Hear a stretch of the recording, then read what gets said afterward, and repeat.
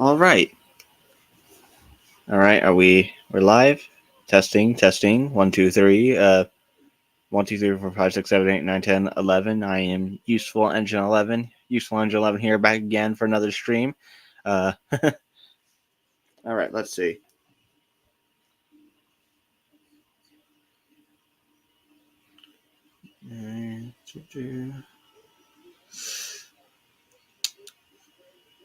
Yes.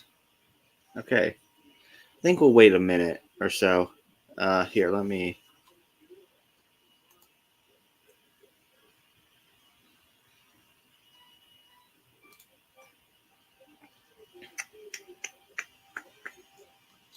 Let's see.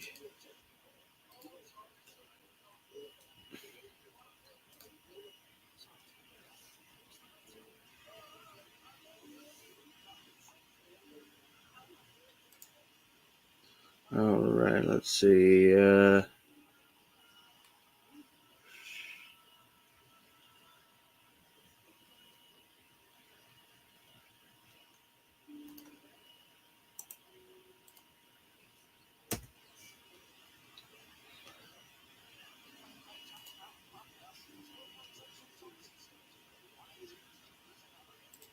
All right. We got one person watching so far. All right, that's fine.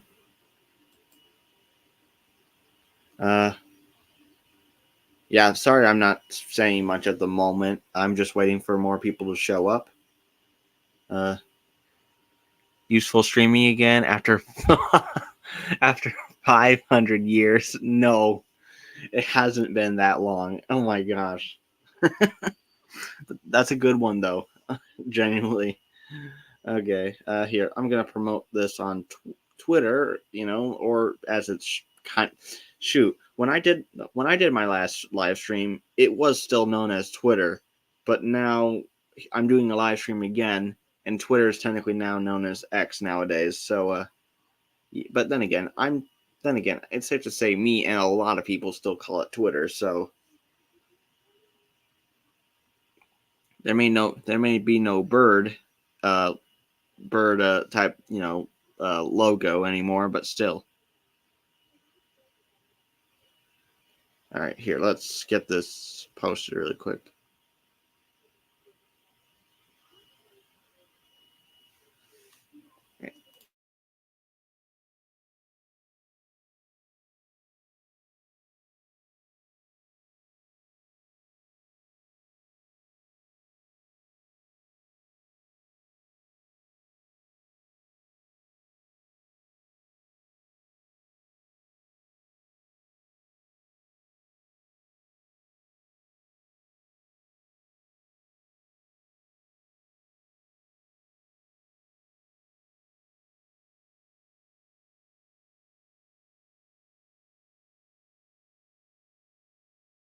All right, there we go.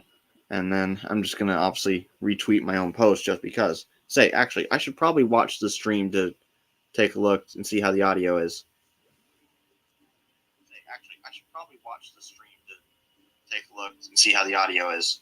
All right, looks like it's perfectly fine. Actually, I should probably watch the stream to take a look and see how the audio is. All right, looks like it. All right, yeah. Anyway, okay. Well, it looks like the audio is pretty good. It happened before GTA 6, at least. I guess. I mean, I'm not really a GTA fan myself, really, but I mean, if you're trying to compare my last live stream to something else, I mean, that makes sense. All right, let me get rid of a couple of those. Okay. I'm so sorry I didn't add your table in the entertainment video.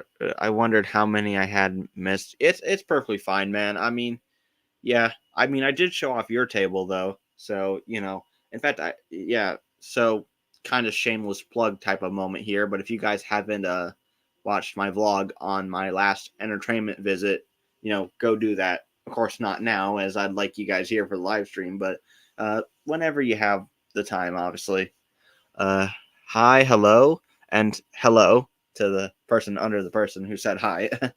uh, all right, I think I'm going to wait at least about I guess 5 more minutes before actually getting this show on the road, because I mean, we got 4 people, which is you know, we got 4 people, which is pretty good. But I'd like to see if we could get some more people in here. Of course, I've already promoted the stream on my Twitter and in a Discord server I'm in. It's not mine, but I posted it in the videos type, because you're allowed to promote your stuff in a Discord server, that actually has videos attached to it. Probably should have grabbed a drink before starting this. I'm gonna obviously regret that, or at least regret not doing that. But yeah, his is fire. I guess the FR means for real. I'm gonna say. What percentage of Thomas users have a Discord server? Well, I know I'm not in that percentage. While I am in a few Discord servers, I don't actually have one myself. The reason why is because, well, I just feel like it'd just be too hard to manage, honestly. You know.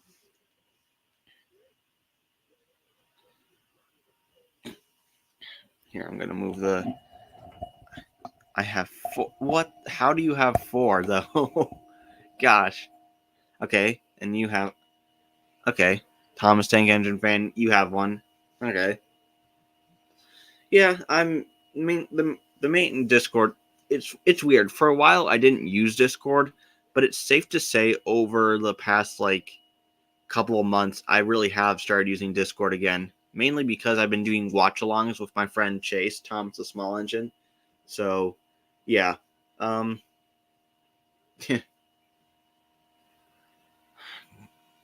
Chronologically online. Yeah. I said so monotone. Then again, I guess my voice is kind of soft. Then again, it's definitely not when I talk for too long. I single-handedly run 4 Discord servers. I don't know how I do it. Okay, yeah. I mean, it isn't wrong, but we just don't do it. No, I'm joking.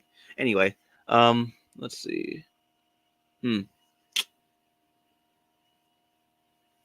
So here. Tell you what, I'll be right back.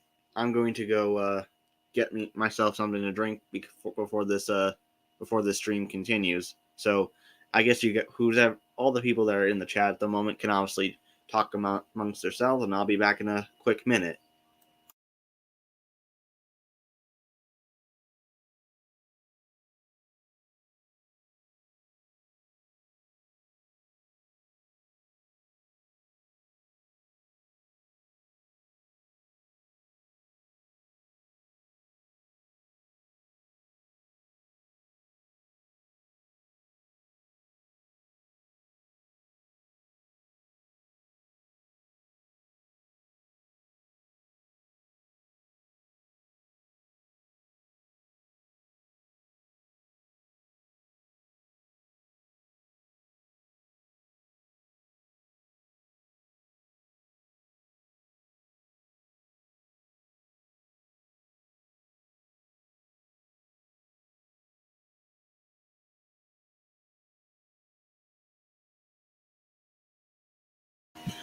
All right, I'm back. Had to grab a. Okay, sadly, this is actually my third one today, actually, but I decided to grab a can of Mountain Dew Baja Blast, which, you know,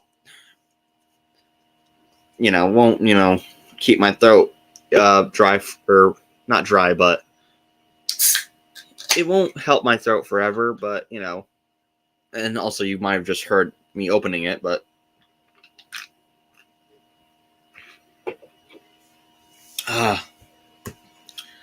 honestly, pretty refreshing.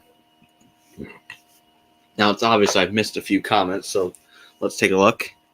And half of those people in the service hate me. Oh, well, that's a shame, honestly. Making Discord is easy until you start adding bots. Yeah, that is true. In fact,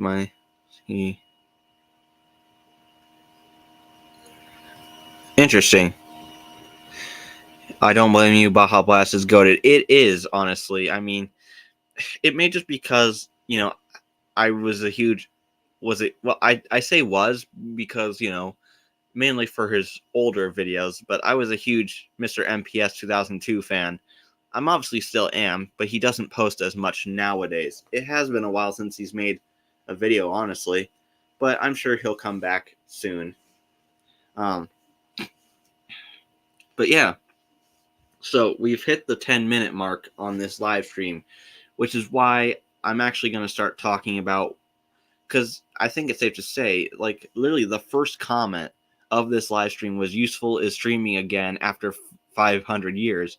And while that is absolutely not true, lol, it has been over a year since my last live stream. It's been over a year and a half, honestly, as I looked back a while back, and apparently my last live stream was like back in March of 2023. So yeah, it's been a while. So now it's time for me to explain why I haven't done a live stream in quite a while. Um, so it kind of all started around that time. I felt like I was just doing live streams to just, like, obviously I was making content, but I was also trying to, like, um, I felt like I was doing more live streams than content at the time. So I wanted to turn the scale on its head. So I decided to take a break from live streams and just tried to make normal YouTube videos.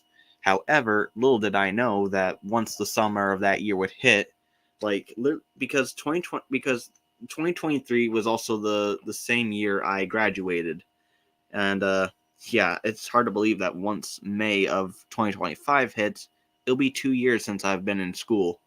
But anyway, the bottom line is that I kind of just drifted away from live streams because I wanted to make more videos. However, I'm also kicking myself because during the summer of 2023, when I was going through a bunch of burnout, I could have done a live stream or two to relieve that, to give myself some,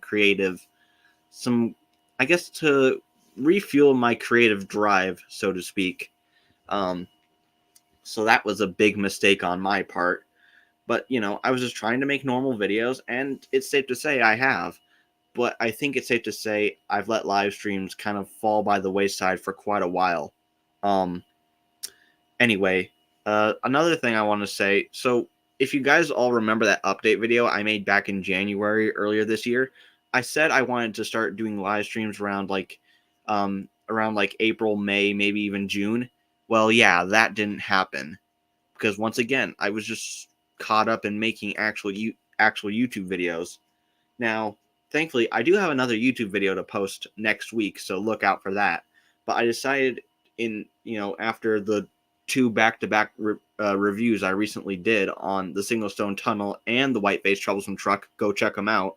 I thought it was about time I sat down and just did another live stream again.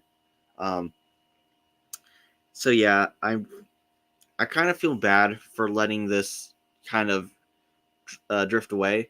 But the sole reason I gave up on doing live streams was because it just felt like no one wanted to interact anymore. And I say that wholeheartedly because it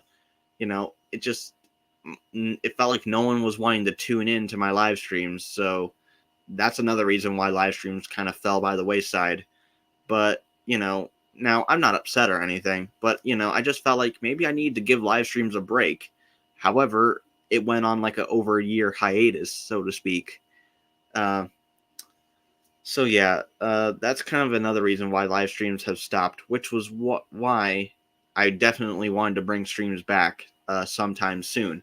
Now, even though I haven't done a live stream myself in way over a year, I don't want to say a year. It's been way over a year. Like I said, my last live stream was in March of 2023. But I definitely let's see.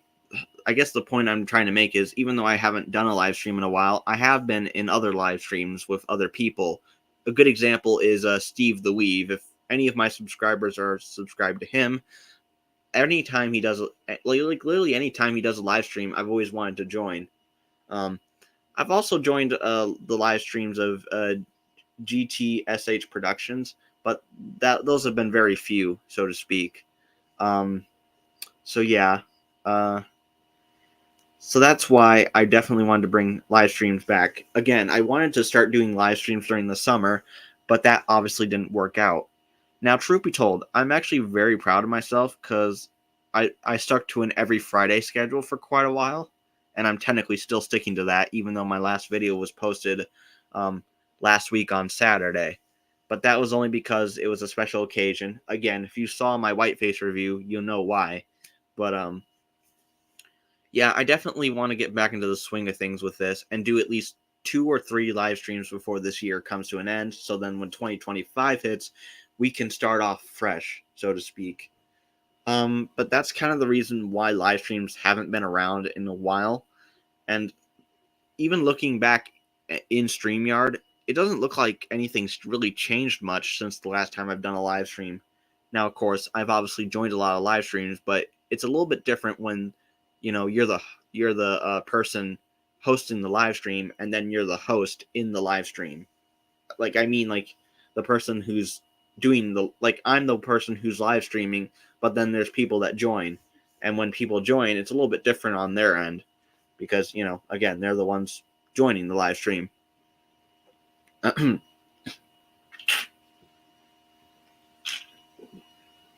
There we go. Had to take a sip of my Baja Blast.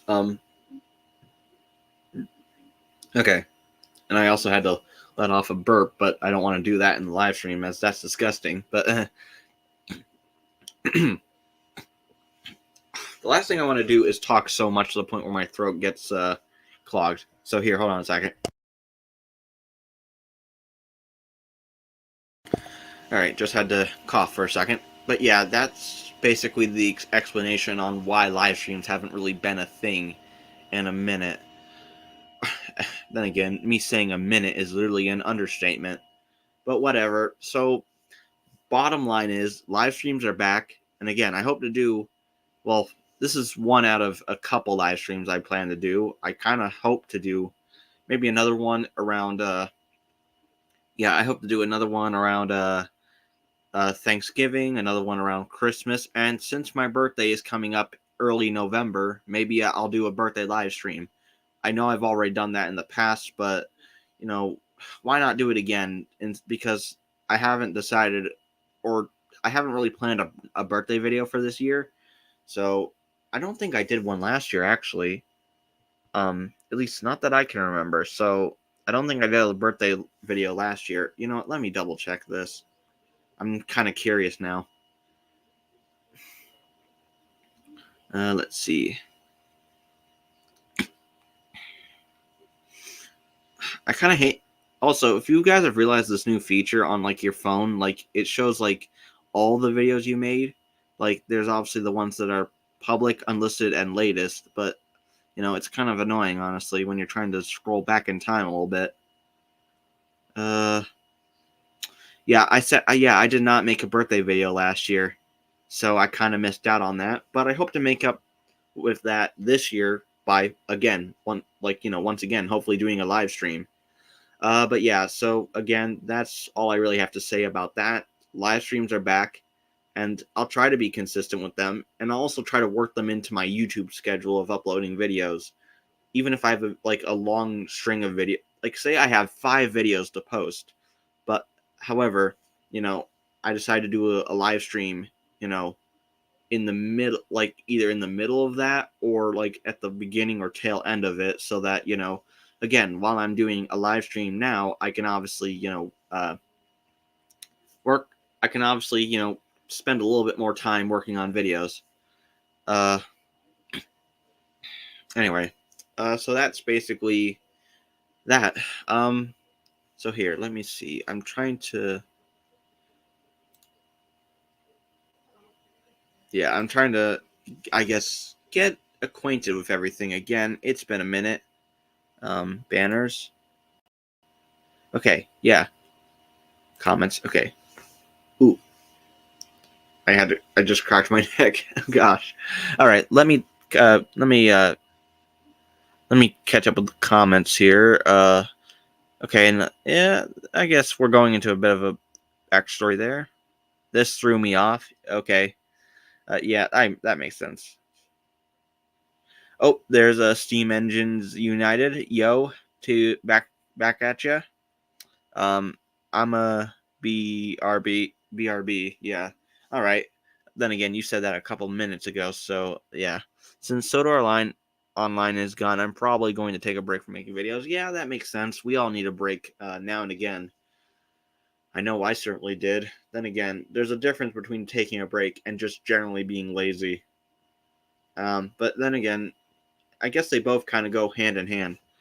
I'm mostly here just listening. FYI, I'm doing some custom stuff. Hey, if you need something to listen to, be my guest.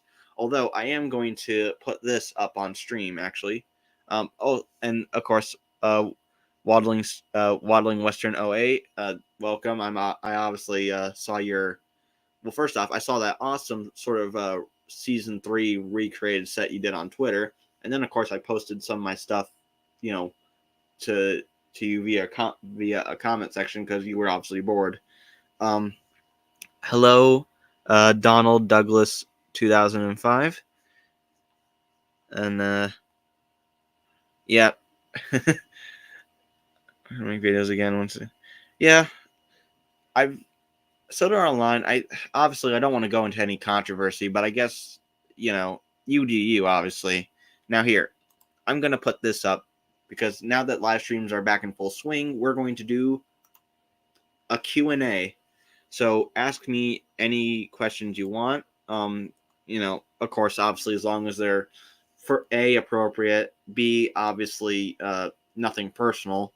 Well, at least nothing more personal. Like if you ask me how old I am, I would tell you my age because I'm fine with that. Of course, personal name, I haven't really revealed that yet. But anyway, I'm just obviously resetting the ground rules as it's been a minute since I've done a live stream. And by a minute, I mean over a year and a half. So, but yeah.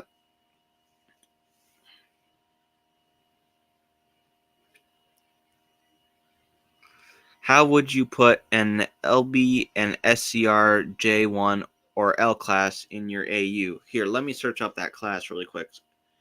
I think I've heard of this. J1. I've heard of or LBSCR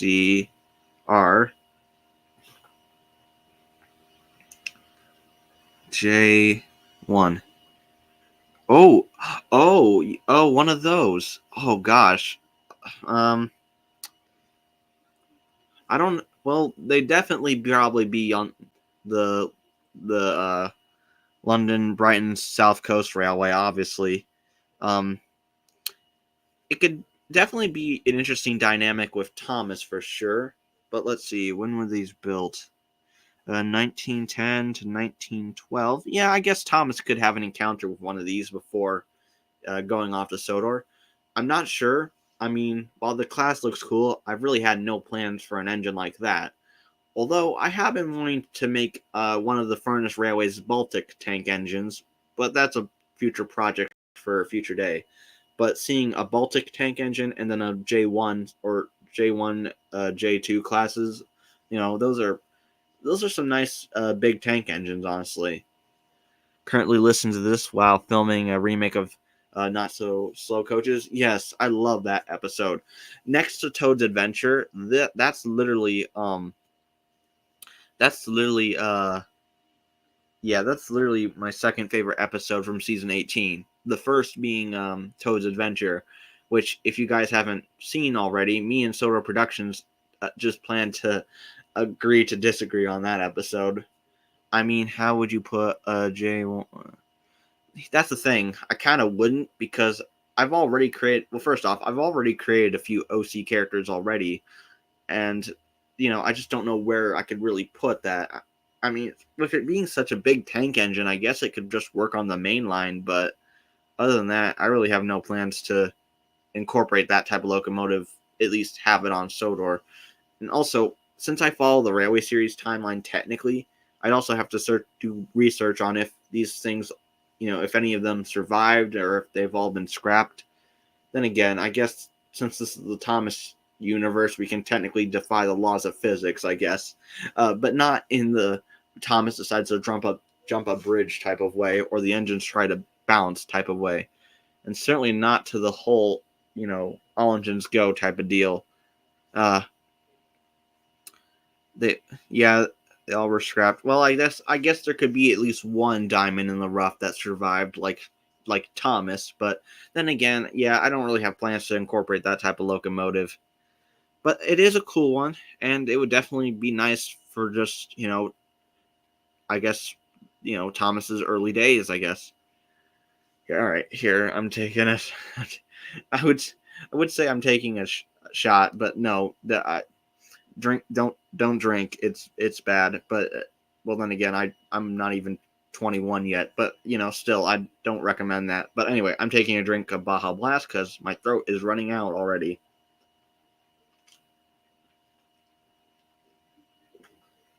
I mean, heck, we haven't even been streaming for 30 minutes yet. Then again, it's literally going to be 30 minutes in like 4 minutes. So anyway, that's a lot of minutes. I'm back. Okay, nice to see you're back. You're back. If you haven't checked by the banner, we're doing a Q&A. So ask any questions as long as it's nothing personal. So anyway, that's the thing. I don't really got anything I'm doing for this. Like, I don't have anything planned for this live stream, honestly. I guess it's just me. Well, first off, it was obviously going to be a way to explain why I haven't done one of these in a hot minute. Again, over a year and a half. And then, of course, obviously, I was going to follow that up with a Q&A, but after I'm done with this Q&A, I'm not sure what I'm going to do next. Maybe I could do sort of commentary of sorts on, like, something. But, yeah. Anyway. So your OC character is one of those.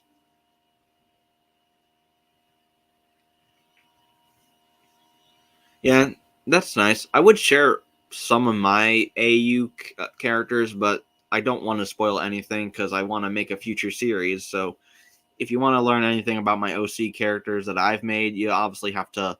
I guess you'll have to watch my future series, which I don't know when that's coming out. Anyway, uh, uh, Legos or Funko Pops? Legos. Then again, I have seen a Funko Pop before. This conversation reminds me of the one Grease and Oil episode with Vinny, Matt, and Milk Tanker, where Matt is telling his story about his worst tactile experience, and when he stepped on a spider, and he's compared it to being as big as a Funko Pop head, which I doubt that, but but yeah, Legos all the way. Weirdly enough, I've sort of gotten back into Legos, sort of. But when I make my future series, I don't plan on using Lego figures.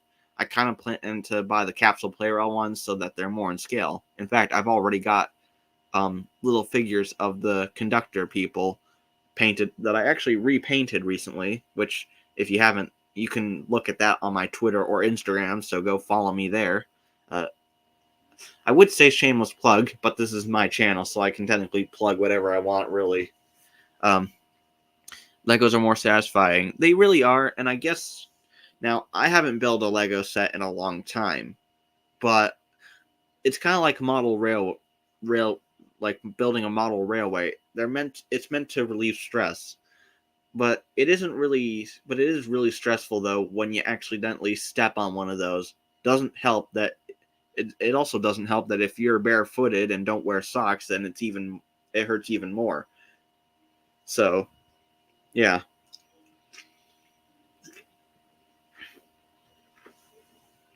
Speaking of Legos, technically, I still have my Lego counterpart of myself. If you guys have seen my past videos, I have this one Lego figure that kind of looks exactly like me. However, though, it's been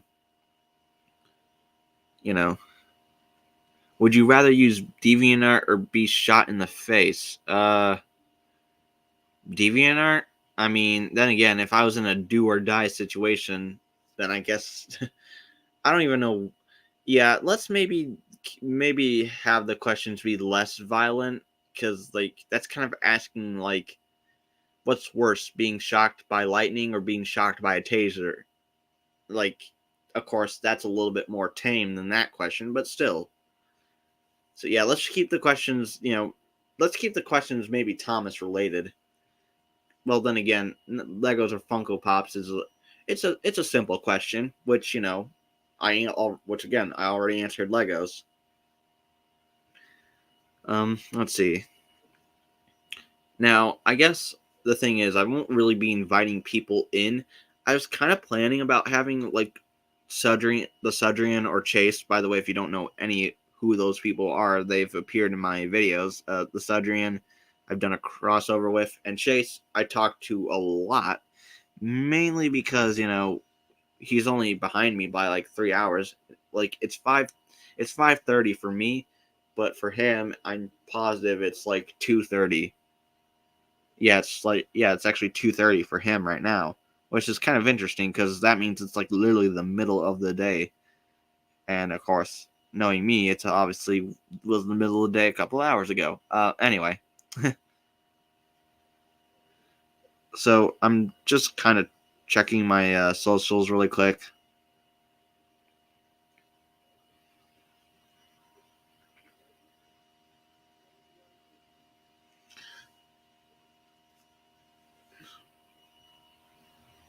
All right, there we go.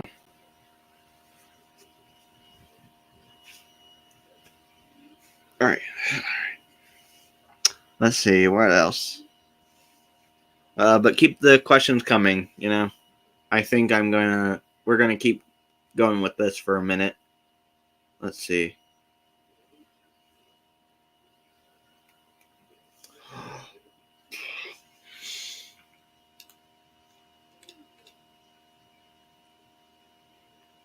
Hmm. Oh. Also, I forgot. I can show the questions again. It's been a minute since I've used um, Streamyard. Well, again, in terms of actually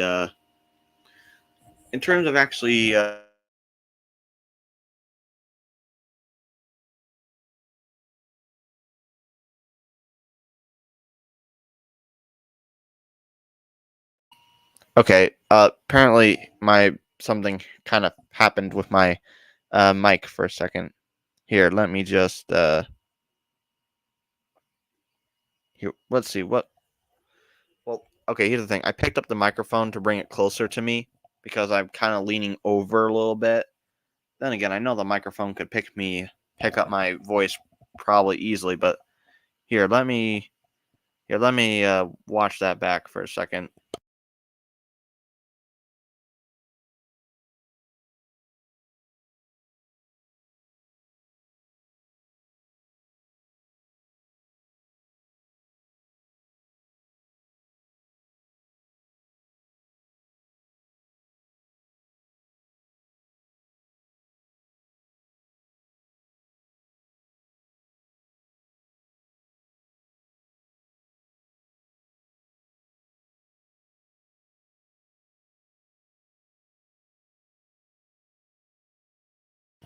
All right, I'm back. Yeah, I was just checking the live stream back. Yeah, I definitely cut out when I did that, but I don't know. Then again, after listening to the live stream, you can hear me pretty clearly. You can also hear the whirring of my computer, which by the way, if you were listening to any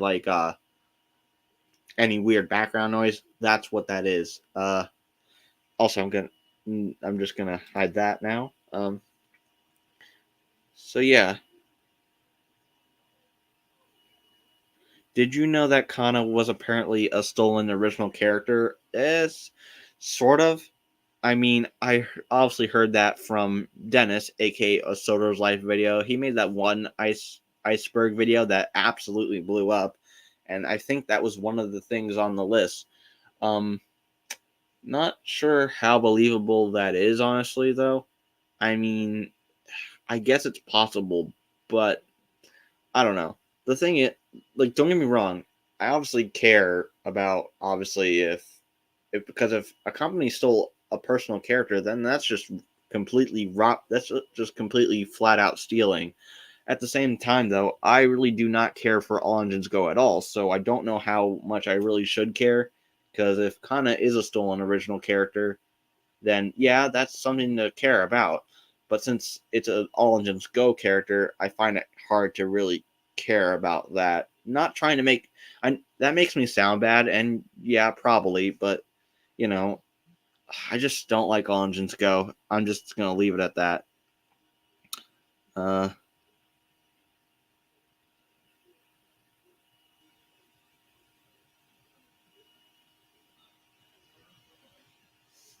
let's see. Um,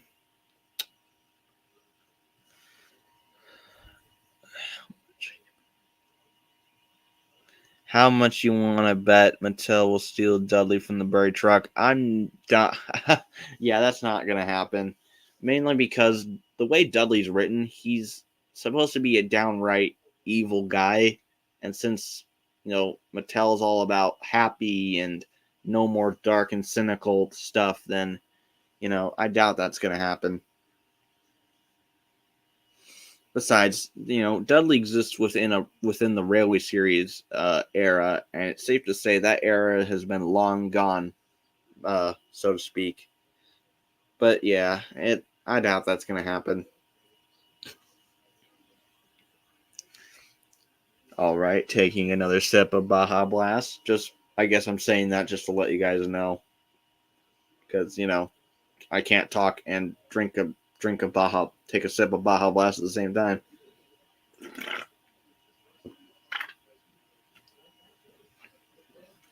I ain't watching All Engines Go. My brain cells are gonna be reduced to atoms. Well, I just feel like I'm just gonna lose brain cells in general. Now, here's the thing: if there are people who do like All Engines Go, which there absolutely are, I mean, yeah, I mean, if you like All Engines Go, that is perfectly fine. I don't have a problem with that. But I don't like All Engines Go, so I don't really like it, and I don't have to like it. The thing that does get my goat though is people who I guess kind of dunk on other people for like liking it, and I don't like, and that's something I really don't like. Cause like, why do you care if they like it? If they like it, fine, that's their own business. But if you don't personally like it, then that's your business, and you can be in the group of people who doesn't like it. You don't have to go out and you know flat out I'm just gonna say it. You don't have to flat out harass someone on the internet who likes it because that's their own personal preference. I mean, I'm sure they still like the old Thomas show, but they wanted to give it a chance and try something new. I was one of those people who didn't want to give it a chance. So once All Engines Go was set into motion, I completely stopped watching the show. And even then, you can't even call it the same show anymore. It was supposed to be the quote season 25, but it's safe to say, like from the Bubba reboot, Mattel has completely started over from the ground up again. Now, of course, All Engines Go has been going on for over 3 years now. Actually, I think the 3 year anniversary came around recently. But the point is that I just kind of wonder how long it's gonna last. It could last until next year. It could last until 2 years from now. My kind of fingers crossed type of hope is that the show kind of not dies, but kind of is not. You know, I kind of hope the show kind of dies down within 2 or 3 years. But then again, if that happens, who knows where Thomas will go next. I mean, there is still that Mark Forster movie, which there has been a little bit of news on, but there hasn't been much brought to the table in terms of that. So yeah, but yeah, All Engines Go, not my cup of tea at all, and it's not even my can of Baja Blast either. So anyway, my AU is a mix of RWS and Family Guy logic. Yeah, I don't really like Family Guy. It's a really cruel show, especially for what I believe in personally. But hey, you do you. I've made three males and seven females. Okay, that's good. I mean, that's good. it isn't season 25, and it can't be because, again, like I said, they've completely started over from the ground up again. They're it's funny. People now, I was actually thinking about this, and I was generally thinking about turning it into a useful talks about type of uh episode, which, by the way, that series is not dead, but I kind of been struggling to figure out what to talk about next. But um I kind of been wanting to talk about the 5 major things that killed Thomas and Friends. People say All Engines Go is what killed Thomas, which is sort of true. Some people say it all started when Magic Railroad was conceptualized, I want to say, and then brought to the big screen.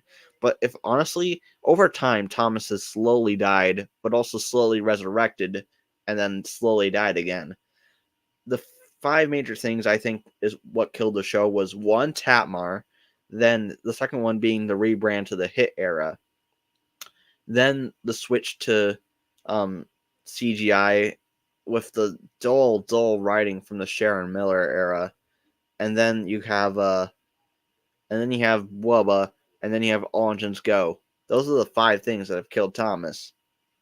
Of course, again, killed it instantly? No, but very, very slowly and gradually over the years.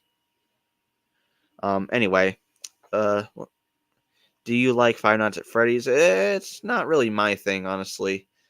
Uh, but again, if you like it, that's perfectly fine. But yeah, but back to what killed the show. Uh,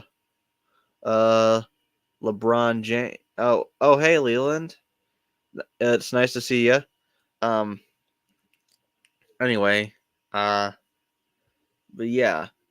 So that again, those are my 5 personal things that I think that killed the show personally.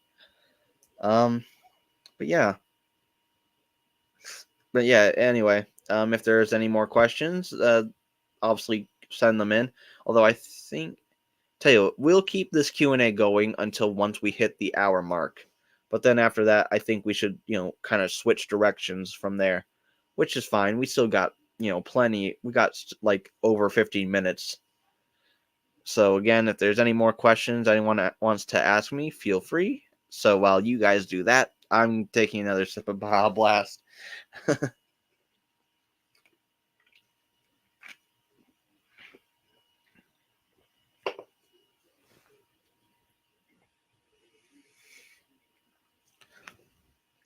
Let's see.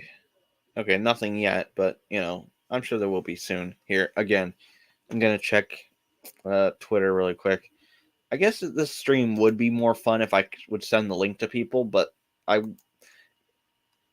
I wonder if the people I'd send the link to would probably stay within the guidelines of what my personal rules are when I do streams. Um, let's see.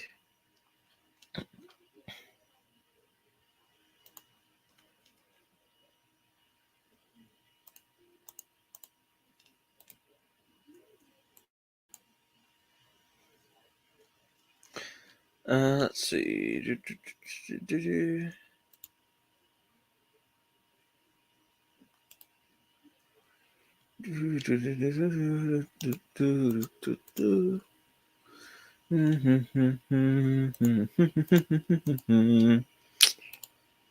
kind of just liking and reposting stuff on Twitter right now, which is not really something I should be doing while I'm live streaming, but I'm just kind of waiting for more questions to flow in.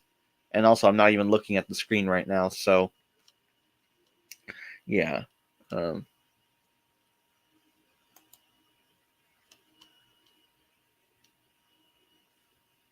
all right. Uh,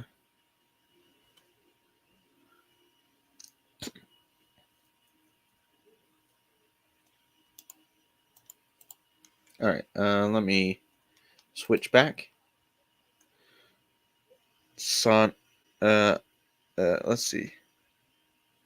Oh, Matt Pat's cameo in the movie Defines Cinema. I couldn't stop laughing at. Which not sure which movie you're talking about. Although I've heard about Matt Pat. Although, is it weird that I kind of never heard of him until people were making a fuss that he was leaving YouTube? I mean, yeah, I feel the Final Nights at Freddy's movie. Oh, there's a movie on that. What would you do if you bought the rights to Thomas? That's actually a good question. Here's the thing.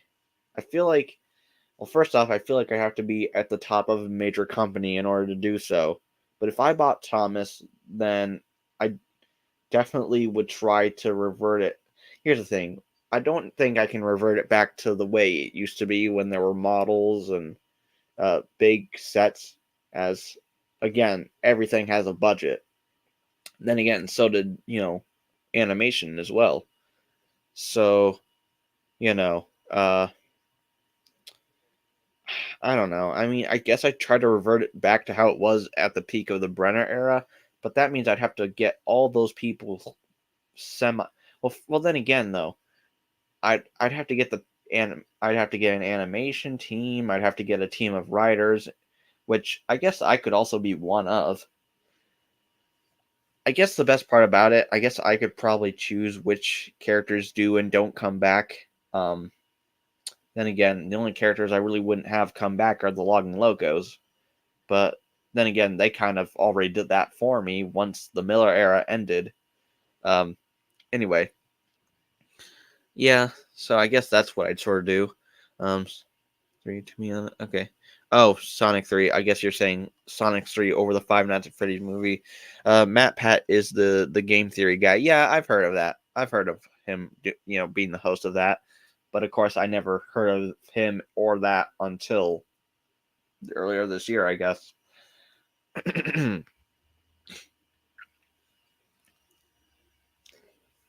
let's see here. I got a couple things in my way over here, so let me just move them really quick. Let's move that over there.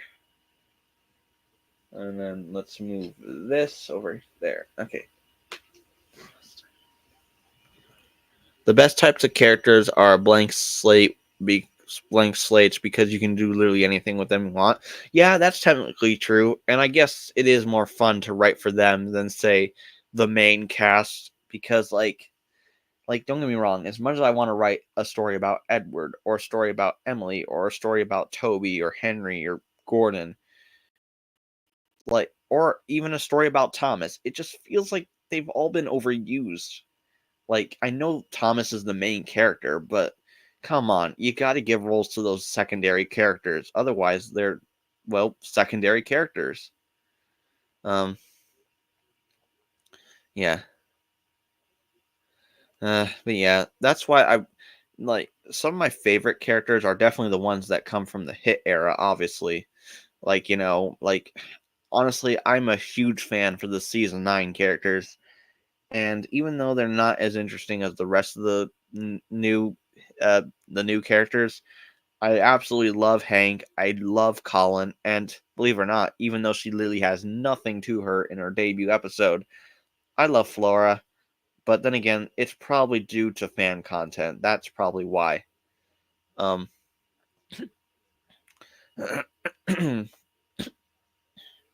Anyway, man's been living under a tombstone, or I'm sorry if you're talking about me not knowing who Matt Pat was. I don't know. Maybe I have heard of him, but I just generally forgot. But then again, there's a lot of people I've known of, but then I've kind of forgotten over time. I mean, that can kind of happen, especially when your childhood is but sorry guys, I'm trying to clear my throat, but it's just me talking and talking and talking. I guess this is definitely one of the downfall of doing live streams. Then again, I guess it's also a downfall when I have literally no one else in the stream to help me with it. But maybe next time, or the next time after that, or maybe once next year hits. Hit era is underrated. It really is. Now, I understand there's some bad things in the hit era. However, there are a bunch of good things. And if you just look at all the good and not the bad, then the hit era can become pretty cool with its characters that they introduced, or locations, or just any type of world building that era had, like the Legend of Proteus, or Great Waterton, or the Sodor Tramway. Again, all great things that have been used for stories.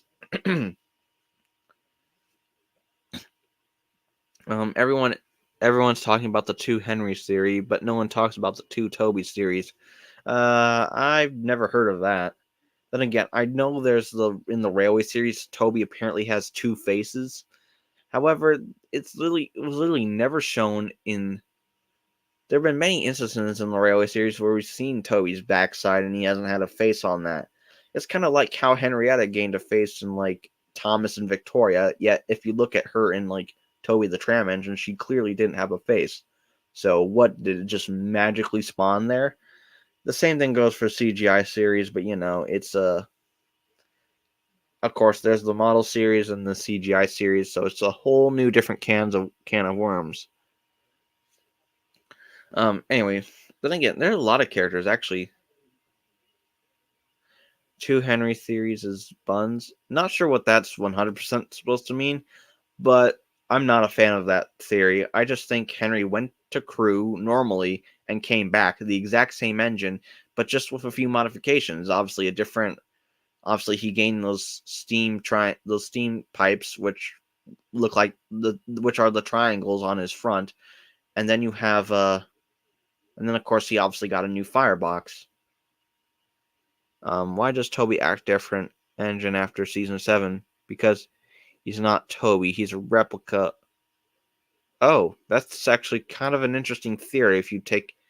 Well, unless if you consider the hit era as its own timeline, like Unlucky Tug said, then Toby's technically semi the same throughout. But yeah, I get that. Gosh, it just honestly, I think about all the times a character has been written incorrectly, and instead of looking at the Thomas Writer's Bible to see what their personality is, why not just look back at an older episode like if you want to find Edward's character, look back at his appearances from seasons 1 and 2. If you want to see what Skarloey is like, take a look at him in season 4 and season 5 technically. Or the same goes for like Toby and uh same thing goes for like Toby, Henry, or it better yet, if you can't find much material in the actual show, then you should have looked at the Railway series, Again, like there's so many sources you could have referred to, and yet you referred to the Thomas Writer's Bible. Now, of course, that was obviously written by Abby Grant, which I don't have a problem with, but I know some people have a problem with her apparently.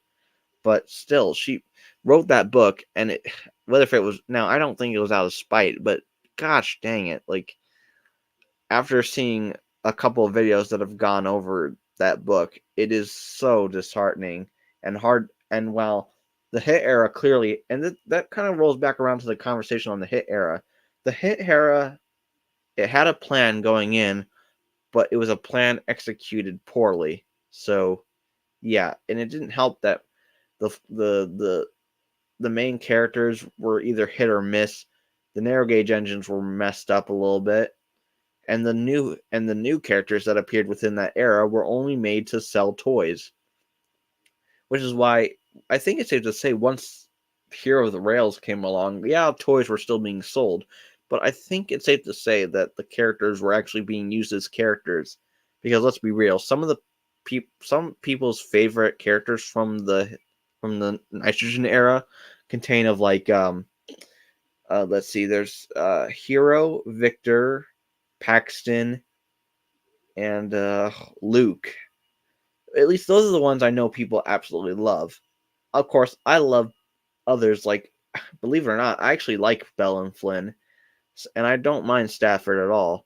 Charlie, he's hit or miss depending on how you want to characterize him. The Logging Locos, yeah, no, absolutely not. People say that if Andrew Brenner would have gotten his hands on those characters, he could have written them and turned them into something great. but they never really had the chance because once the Christmas Tree Express aired and the Brenner era came into play, it was kind of over for the Logging Locos. I mean, weirdly enough, Ferdinand made a cameo in Signals Crossed, but it's kind of a blink and you'll miss it type of thing. And Misty Island was flat out mentioned in season 20, and then indirectly mentioned in the Bwubba song, uh, where uh, Where's Thomas? Not the Great Discovery song, but again the one from the Bwubba era. Uh, but the bottom, so where I'm going with this is that yeah, you know the but bottom line is that it's just kind of hard to believe the hit era kind of screwed a lot of things up for not just characters but also potential for the new characters. I mean, heck, as much as I love Neville, he only says like 4 words in his debut episode, and in total only appears like 3 times. Well, then again, he also appears in a learning segment, and he appears in the song "There's Always Something New." But other than that, though, there's not a lot to Neville, honestly. But then again, I'd like to think he's a modest, gentlemanly type. Like, and Flora is kind of, and I like to characterize Flora as kind of being timid. I kind of feel like she could be like a Daisy type of character where she's a bit not sassy, but like just kind of gets bored easily, so to speak. I've seen that kind of characterized through for like Thomas from Railway and like James Epic Lafito, but still, that's kind of I guess if I was to characterize Flora in any way, it'd be how she's portrayed in the Enterprising Engines episode, Icebreaker, which of course is a great series. You should obviously watch it if you haven't. Thomas with a dip or Thomas with a dipped running board or Thomas with a flat. I like the dip running board, honestly. I don't get why Audrey had to make his running board even. I mean, I get it that if the buffers were not in the right position, but I just feel like it's being generally nitpicking, honestly. Hello, Fairly Odd Engine Creations. Nice to see you. If you had to give one of the original 11 an eye patch, who would you give an eye? Uh, Probably Donald and Douglas, as while they are Scottish, they could probably, make for great pirates, honestly. And I know you said one character, but Donald and Douglas are technically a pair, and while you can now, they obviously can work on their own independently, but it would feel wrong to give one to one twin and not the other. I'm not trying to be like the CGI era and group them together all the time. Again, they can have roles outside of main appearances where they're together. But then again, that's just me. Uh, all right. I think in about 2 minutes we're going to end this Q&A. Then I'm gonna try to switch gears with something else. So if anyone that has any more questions to ask, please feel free. I choose Henry. Have you seen? Well, well, obviously, but that actually makes sense. And truth be told, it's kind of like a Sir Handel situation where he got hit in the face with that tree branch when he was in Wales. Um, so that's actually kind of smart. But it's safe to say his. But then again, you said, yeah. Well, okay, yeah. I guess you didn't say who acts more like a pirate. And besides, if I had to give an eye patch to anyone on the island, it'd obviously be Salty. But yeah, that makes sense. Although it would heal over time, though. By the way, how do you? Then again, well, then again, I guess technically speaking, you can't really put an eye patch on an engine because, well, there's no ears to hold that. Unless you put it on their handrail, I guess, and wrap it around their funnel, but it obviously has to really stretch. Um, I guess bandaging would be better, as that's what they did in I Mean Henry Losing an Eye. Oh, okay. Yeah, okay, sure. I don't know how that really works. Again, but yeah. Anyway. All right, we got 30 seconds, so any more questions and get them out now. Because again, once the hour mark hits, we are switching gears.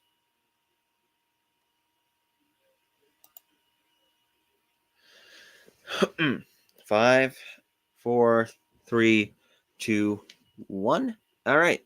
Who's your favorite OC? Absolutely, Richard, the new engine created by the Carson's Video Workshop crew. Uh, of course, that's basically. But yeah, he's my he's definitely my favorite for sure. And then again, if you mean favorite OC character I've made, then that would have to go to my USA Doc Tank character, John, who's basically a sister to Rosie and I guess technically a brother to Brad. That one tank engine that which if you've not, then he's from the extended railway series universe, which I kind of hope to use in my videos one day, but uh, we'll have to wait and see. But anyway, that is the final question I'm going to answer for now. So, right, but for the stream going for at least over an hour, we're doing a pretty good job here. All right, here, let me take a sip.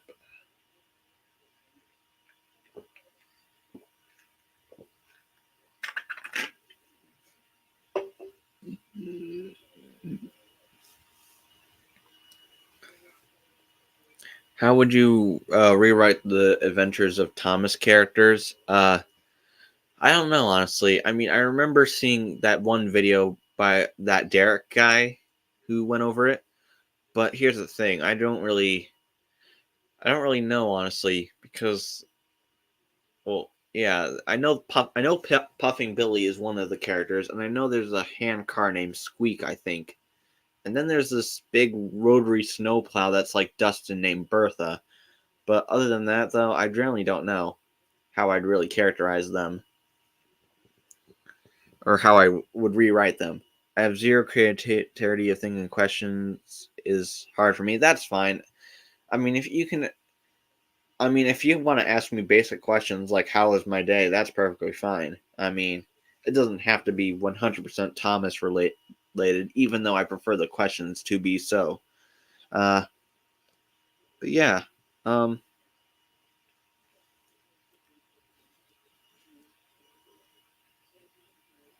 Oh wait. All right. So I guess what should I do now? I mean, obviously, I'm still all for answering questions, even though the Q&A is kind of over, sort of. But I mean, I guess I'll figure out something while I'm answering a couple of other questions.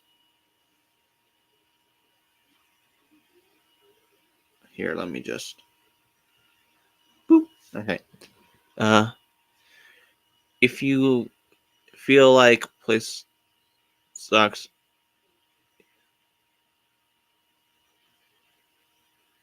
yeah, no, I would. Kind of weird that Canada is that cold. I don't know how far it is, so to speak, but it's yeah, I don't know if living in Canada would be the place for me. Although I would like to go to Canada one day. That's kind of one of the places on my list on places I want to go. That being, the UK, New Jersey, you know.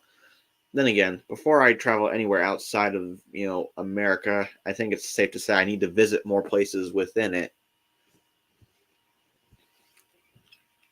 Also, yes, I am an American, but I'm pretty sure a lot of you guys in my comment section right now are also American. Of course, not trying to assume though, as I could be wrong. But yeah, let's see what else is there.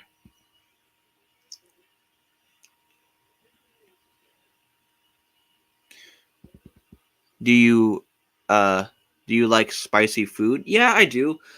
However, the problem with spicy food is that I hate when I get like a sore in my mouth or like a sore on my tongue, and then it's like, God, and it's like because spicy foods can do that to you. In fact, I kind of have one on my tongue right now, but it doesn't hurt as bad as it did earlier today or yesterday or a while. Um, yeah. Let's see. I want to go to Thailand one day since it's pretty. Okay, that's nice. Don't know what other than being a nice place. I don't know what's really there, but hey, it's we all have our reasons for wanting to go to certain places.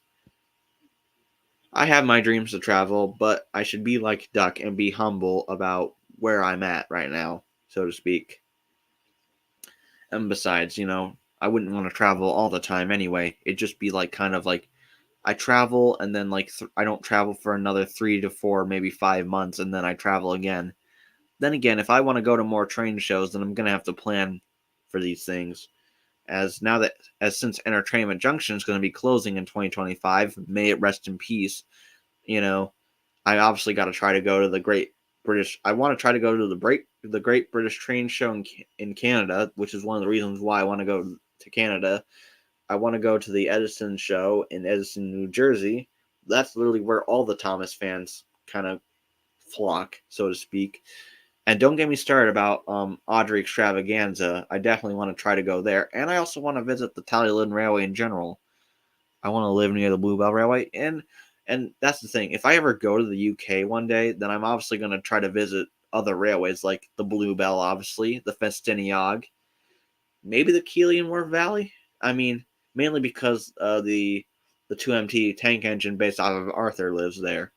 And I also think the engine based off of Oliver also lives there. Bolivar, I think.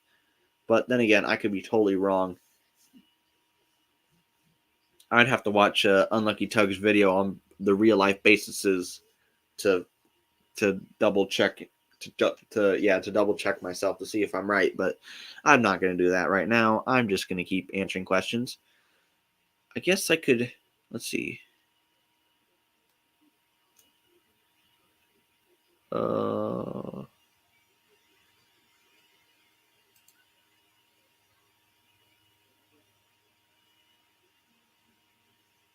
let's see. Yeah. Let's see. Settings. Okay. I guess I could maybe share my screen and show and like do a commentary on something. Truth be told, I've kind of been wanting to do a live stream where I go through maybe one, two, maybe three reviews and kind of just go into behind the scenes and how I did that. I've actually kind of been wanting to, I've kind of been wanting to do that for a while. I actually had an idea for a series called Useful Commentaries, where I basically do a commentary on like a video I made. Kind of like how people go through commentaries on like their episodes of their series somewhat. But uh, yeah. But I do. I don't know if I'll get to do the review idea this year because obviously with me back into doing streaming now, plus with me back doing live streams now, plus me having plans to do a birthday live stream in November, but then maybe a Thanksgiving one, and then one around like Christmas time. That's kind of that. Obviously, I'd have to coordinate all that, which means I'll likely do 4 more live streams before this year comes to a close. Honestly, but this just being 1 out of 3 so far. Imagine Flying Scotsman was painted in LNER Goddard blue. I know the Flying Scotsman was painted in blue at one point. There is a blue Flying Scotsman out there, at least in terms of model. I know. However, I don't know what type of blue that is specifically, which is funny because blue is my favorite color. So you'd think I know every type of blue. And trust me, there are some blues that look good and blues that don't look so good. Then again, with me being useful on Gen 11 and my profile picture being Oliver, you think I should associate myself more with green than blue. But favorite character, but green's not my number one favorite color.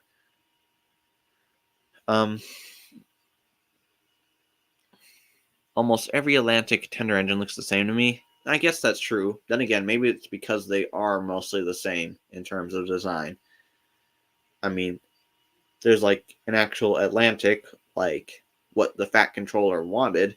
Then there's then there's of course the A0, A1, A4, or not A4, but A0, A3, like Flying Scotsman and Gordon.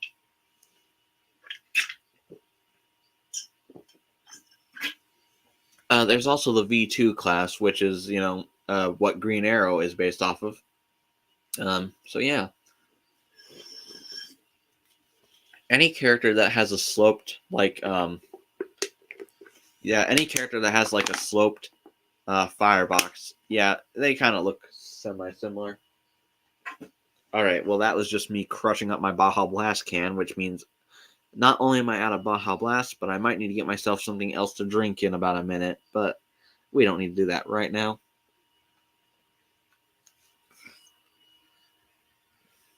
The differences between the Marsh Atlantics and GNR Atlantics, none.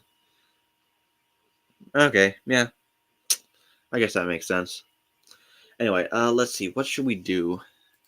Because I don't want to be like the Grease and Oil podcast, how it was back in the day, and be like acknowledging the fact that I'm taking up time, type of deal. No, I want to make sure.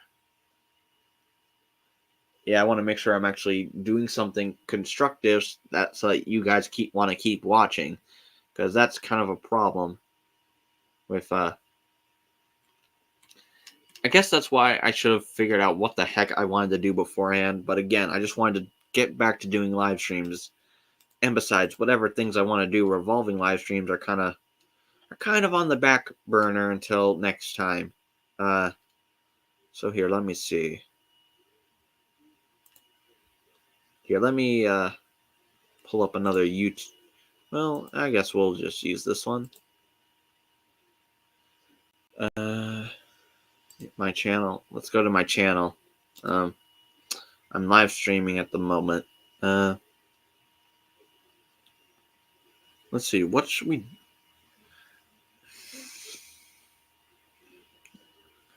So, yeah. Shed 17 or Soda Fallout. Okay. That's kind of hard to choose because one, Soda Fallout has been beaten into the ground for a long time. At the same time, I haven't seen Shed 17 in a while, and also, I don't know why, but I think people kind of hate Paul's vids nowadays. I don't know what he did wrong, but point is that I don't think he's kind of liked it. I don't think anyone likes him anymore. So, but if I had to choose, I guess I'm gonna go with Shed 17, just because I actually, well, first off, Silver Fallout is so complex in terms of timeline. The only Silver Fallout thing is Diesel D199's a little short. It's also hard to believe that whole thing was created by that Tinfield Thunderbolt guy, which is funny because I think I used to follow him back in the day, but then I kind of lost interest in his stuff. I know he made a Diesel 10 custom, which I think is still on his channel. But anyway, I'm a head out. Hope the rest of the stream goes well. All right, that's fine. I mean, perfectly understandable. I guess that's the other thing. When a stream kind of gets boring, you kind of have a tendency to leave. Not saying that I'm boring at all, but then again, I guess it depends on all that I bring to the table, really. Oh, dang it! I dropped my mouse. Ugh, I hate that. Happens more often than not. Oh. And I accidentally clicked on something. Okay, there we go. Fixed it. Do you like Friday Night Funkin'? I don't know what that is. I probably don't want to know what that is, but it's fine. I don't know what that is personally. Let's see. Where's I'm just looking for something really quick while I'm wait. Oh, hello, Too Much Toby. I guess you really haven't missed too much. I've just been answering questions. If you have any, please feel free to answer. I'm just kind of trying to figure out after, streaming for over an hour now. I'm kind of trying to figure out where to take the stream next, because this one's just going to be me and me alone for the time being. Yes, ask away. As long as it's nothing I just dropped something. Then again, it's fine. As long as it's nothing personal, then that's fine. Any tips to separate chassis from TWR engines? Okay, personally, I need to make a. Yeah, here's the thing. I've been meaning to make another useful tips episode for a while. It's been like 10 months since I've made the last episode, mainly because I wanted the third episode to be kind of more, a little bit more not dramatic, but just more interesting. But to answer that question, I mainly use electrical pliers. So what I'll do is that I'll pry one end up as far as I possibly can. Then I'll pry the other end up, and then just keep going and kind of go back and forth on each side until the chassis is fully taken off. Now, of course, that it works with engines with 2 wheels, 6 wheels, short-wheeled engines, and uh, as for tender engines with bogies, though, it's kind of a different story. Actually, you might generally need a hammer to pry those off. If you know, the same thing goes for if you're prying off wooden railway wheels. But But I hope that answers your question. And tell you what, I will do a useful tips on that. Uh, what if I can get that filmed, soon? Then yeah, I imagine that working things for the tip. Yep, and I'll probably do how to. Then again, I've kind of been wondering. I've been trying to figure out like. Then again, if I do that, I might also want to how like use like a useful tip episode how to take off certain parts. Like I could show you guys how to take off certain parts of engines, or like wheels, smoke boxes, chassis, faces, that type of thing. Because but again, but of course, that goes down an interesting rabbit hole, as I'd obviously have to put a disclaimer, as which makes sense, and I will do that. But yeah, so if anyone has any more questions for me, please feel free. I don't want to acknowledge I'm taking up time, but I kind of am.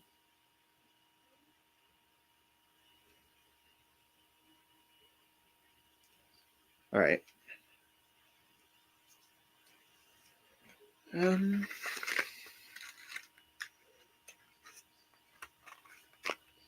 All right. Let's put that off to the side.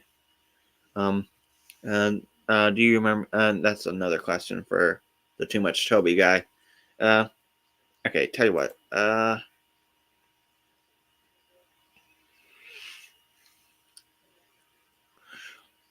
trying to figure out what what would be a good video to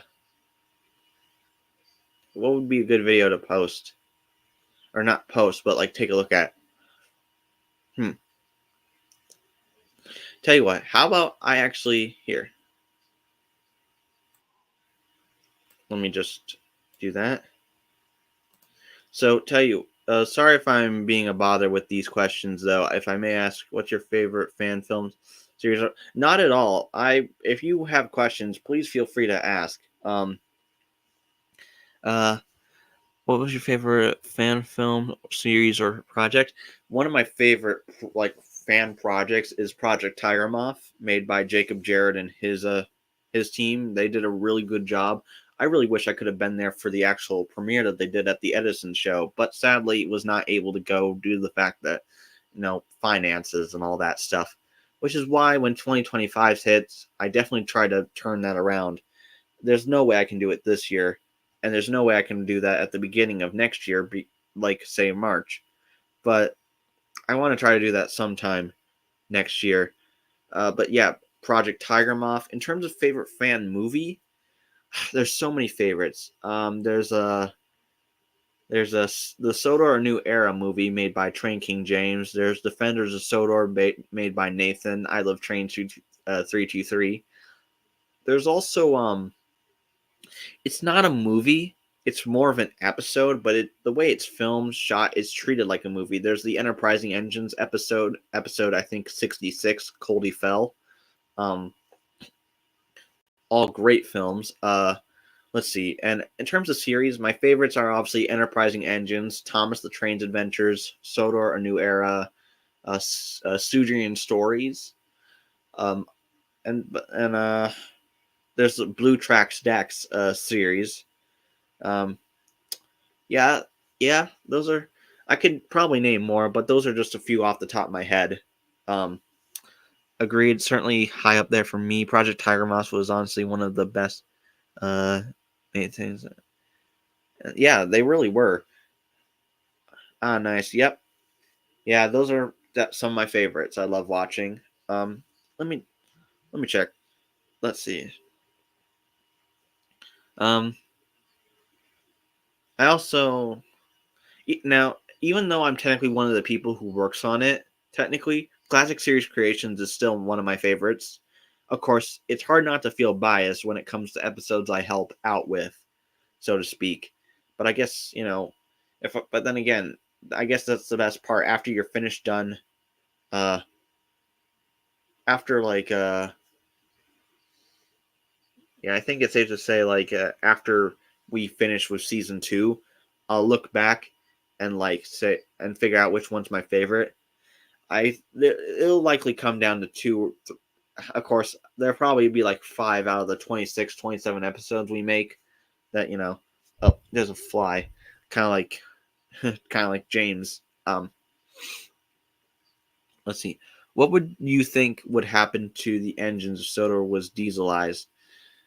Well, here's the thing: if Sodor was dieselized, and if it was now, if Sodor had to be dieselized, either some of the engines would be scrapped, or my personal choice, I'd try to put them in a heritage, put them, sell them to heritage railways, or have them be static displays. I get the feeling that engines like the older engines, like Stephen Glenn, Scarlo Irenaeus, Edward Toby, they'd be put on display. But it's safe to say, with Thomas being as famous as he is, he'd likely go to a heritage railway. Maybe same goes for Gordon and James. Obviously, I can't list what would happen to every single character. Well, then again, and I don't think the Scarloey Railway, the Scarloey, Coldy Fell, Arsdale, I doubt they'd be affected because they're kind of all different. While they work within the vicinity of the Northwestern and help the Northwestern Railway out, they're ran by their own controllers. But then again, I guess if the smaller railways on Sodor were also affected, then it's safe to say all of them would be safe. Yeah, he would be scooped up because again, he's literally the most famous engine on Sodor when it comes to the the show. Obviously, sorry if I'm talking a little bit monotone. I'm just trying to figure out. Yeah, I see the NWR like a tourist railway, and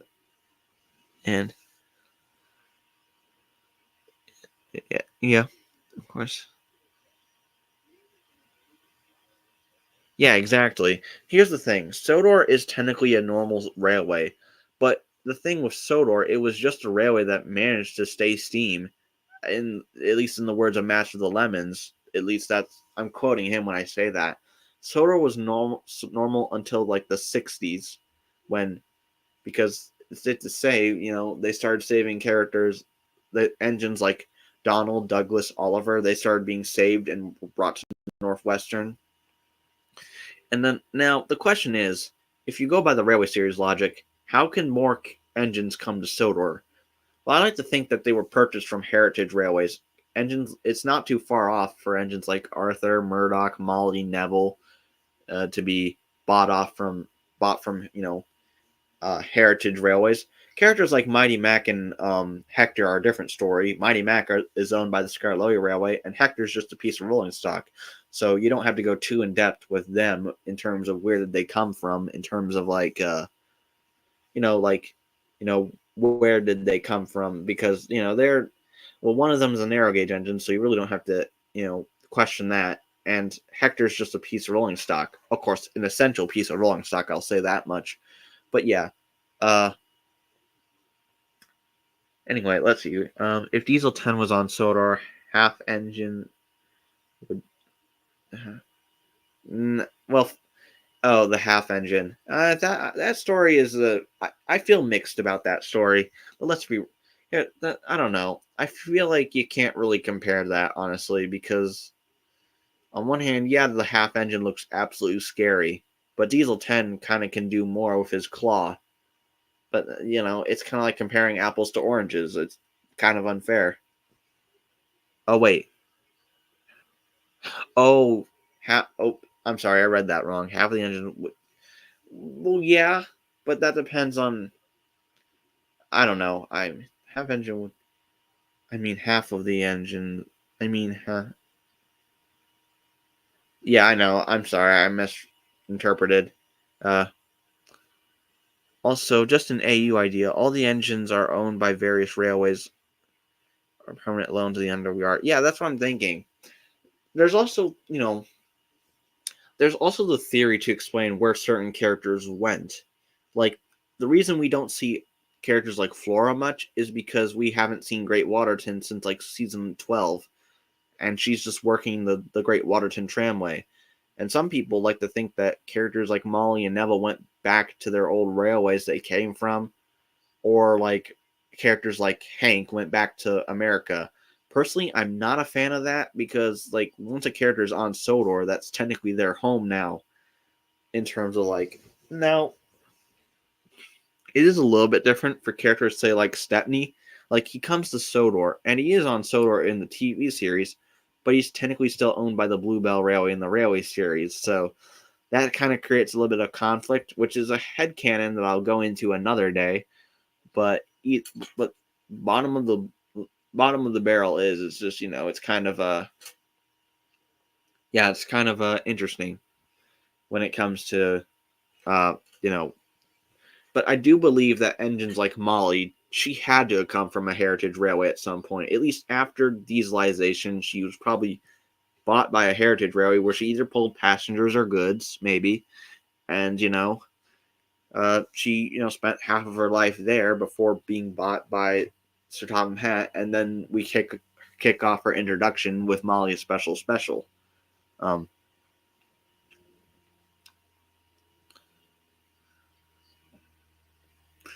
uh, any steam engine that sets foot on Sodor is never leaving. Kind of beg to differ, as we see that with Gator. Uh, Gator is an interesting case where he was used beautifully in like season in like Tale of the Brave and season 18, but then he was never they never even bothered to mention him again. I mean, I'm okay with him never appearing in the show again, but at least give him a couple mentions here and there to keep him tied to the series, so to speak. Maybe all the one-off characters who only appeared once or twice came to visit Sodor. They like they worked on the mainland, but had to take a train to the source, and then like yeah, yeah. I'm sorry, I'm trailing off, but had to take a train to the sort of like when Sodor engines go. Yeah, yeah. I mean, I guess that's kind of like what it is for like say Samson and Hero, Connor, and Caitlin. Then again, Hero's technically owned by his own railway in Japan, but he apparently lives on Sodor sometimes and also brings goods trains to and from the mainland. But yeah, to the mainland to deliver stuff like in JB. Yeah, yeah. Yeah, the same thing goes for like Merlin and like Seeing is Believing. He comes to Sodor and is on Sodor for like a day or two before he goes back to the Steelworks, which is kind of funny. Out of all the two characters that appeared from JBS, who actually appeared in the actual show, we got the best character, which was Merlin. Then we got the worst character, literally right towards the end, which was Beresford. So yeah, um, kind of it's very poetic when you stop and look at it. And then of course you take a look at Frankie, Hurricane, Lexi, and Theo. They didn't appear at all after JBS, which kind of was wasted potential. But at least the voice actress Lucy Montgomery, I think her name was, at least she voiced other characters besides Lexi. Like she was the voice of Lexi, a couple of cowgirls in JBS, if I'm not mistaken, and was also the voice for like for Hannah and Carly, in literally the next season. Yeah, but so while her voice actress appeared again, and while Merlin and Beresford appeared again, that's kind of the only traces of JBS affecting the show going forward. As for Frankie, Hurricane, and Theo, well, you might as well forget they exist, honestly. Speaking of Hurricane, I'm actually kind of working on a work in progress custom of him. I'm not going to show it off, but if you can hear by the wood, kind of like the Wooden Railway Maracas thing from like MPS and Ted's crossover back in the day. But the point is, yeah, I'm kind of working on a work in progress Hurricane. It's a it it's definitely trial and error right now, but there's that. Um, as much as I love Hero, he generally doesn't make sense. I don't understand why he basically lives on Sodor. The same thing with Nia. Really hope this doesn't sound. No, I don't think that is. However, the only thing that frustrates me about Hero is his backstory. But here's the thing: Hero is such a great character that his personality overshadows his backstory. But you cannot get me to believe that he was the first engine on Sodor. No, it was likely one of the Sodor mainland engines for sure, as well as Skarloey and Rheneas, the Wellsworth and Surrey engines, the Tidman Hafford Ellsbridge Light engines, etc. Um, uh, what instrument do you play? Shakes Wooden Railway Henry. Actually, it's not a Wooden Railway Henry I shook. It's a random running board with a random back bogey and a random front bogey. And besides, I play. Besides, mayonnaise is the instrument I play. So, yeah. All right, here. I'm going to be right back since I've kind of been just chatting and chatting and chatting away. I'm going to get myself another drink to quench my thirst for, but keep asking questions and I'll be back in a couple minutes.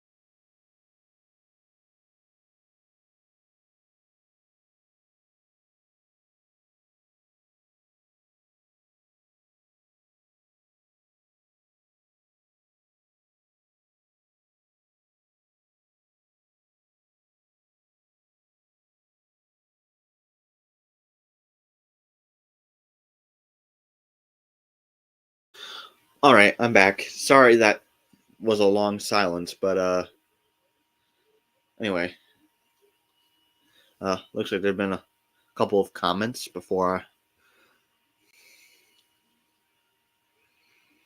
Oh, it's just a conversation between the Too Much Toby guy and the Cedrian Tank Engine 743 guy. Anyway, yeah. So here's what. I'm guess I'm gonna switch some gears now. So here, let me present. Here, share my screen, entire screen, system audio. All right, here I'm gonna share my screen really quick.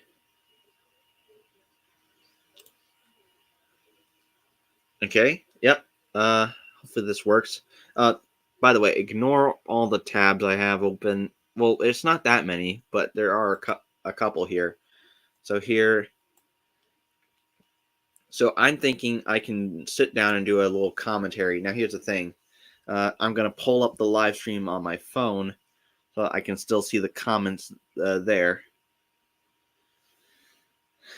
All right, there we go. YT Bros, hello. Average, yeah. So here, I'm also going to here. Tell me. So you guys in the comments, tell me if you can hear this. Or actually, let me turn my volume up.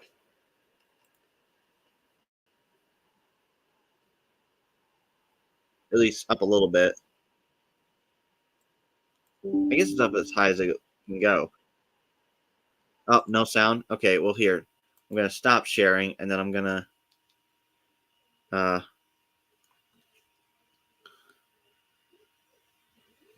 and then I'm going to let's see. So present again. It's entire screen. Yeah. Share. Okay, here, let me try that again. In fact, actually, since I'm technically listening to since I'm technically looking at the comments via my phone, let me listen to it back on the stream. Actually, since I'm technically listening to since I'm technically looking at the comments via my phone, let me listen to it back on the stream. Actually, since I'm technically listening to since I'm technically looking at the comments. Okay, that's gonna start a chain effect echo. So I'm not going to go any further with that. But here, let me turn that down, and then.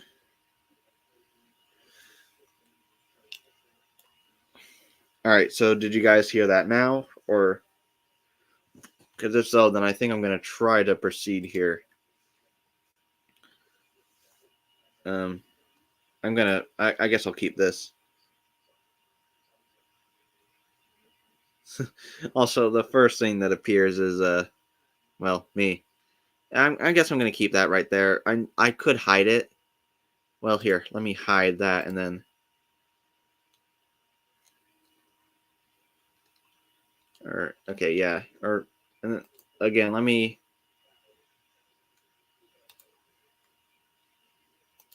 Okay, I guess that's how I would stop sharing. Okay, now so let me share my screen one last time.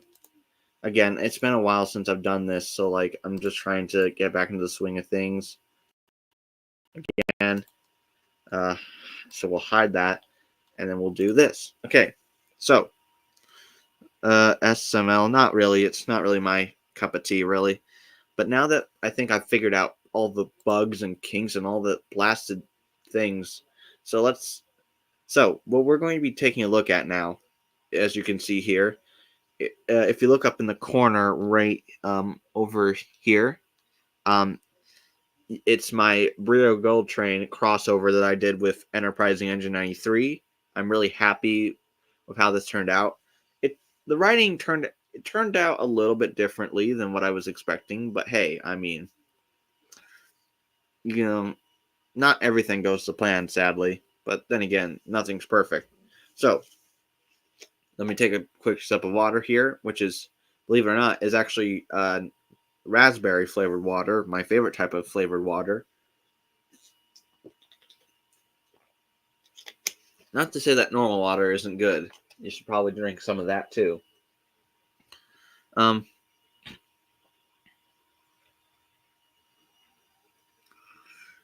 how to be hated by the Thomas Tank fan of Beat? Oh gosh, yeah. It's weird. It's weird. I've kind of been re-listening, kind of been remembering the whole Turtles stuff, but I don't want to really bring that up here. Anyway, let's start. After all, this is supposed to be a commentary on me. Here, let me turn the volume down, I guess. If you guys can't hear me over the volume, let me know. But we're finally going to get this started. So here is my old intro, which was pretty good for what it was. Actually, I'm gonna stop this really quick just to listen to this while it's playing.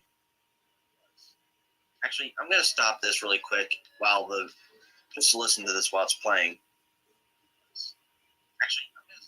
All right, turns out it's pretty good. I don't know. Maybe I'll turn up the volume again. I'm trying to find the right consistency here. But, all right. I think with all this back and forth, we can finally start now. I guess it'd be a little bit more easier if I actually had people in this live stream with me to kind of, but then again, this is supposed to be my commentary. Actually, it'd kind of be cool if we had Enterprising Engine 93 in here to help me with this commentary, but this is just going to be me flying solo. Anyway, let's go. So here's my intro, which it was pretty good. Obviously, if you guys watch my reviews, my more recent reviews I've done, I obviously have a new intro. I always try to switch up the intro every year, but this one was definitely one of my favorites that I've made. Previously. So obviously, if you guys don't know, this review was a continuation of the last one that I did with Henry, aka Crimson 2091 on Mighty Mac. This is basically just a flashback to everyone who appeared in it. As much as I would love to be a part of this whole plotline thing you've got going on, I don't think I'm quite ready for it yet. But good luck on the crossover anyway. Joey basically breaking the fourth wall. Also, if you hear a noise in the background, it's just my dog barking. Yeah, I can't do much about that right now. Well, actually, I can. Hold on a second.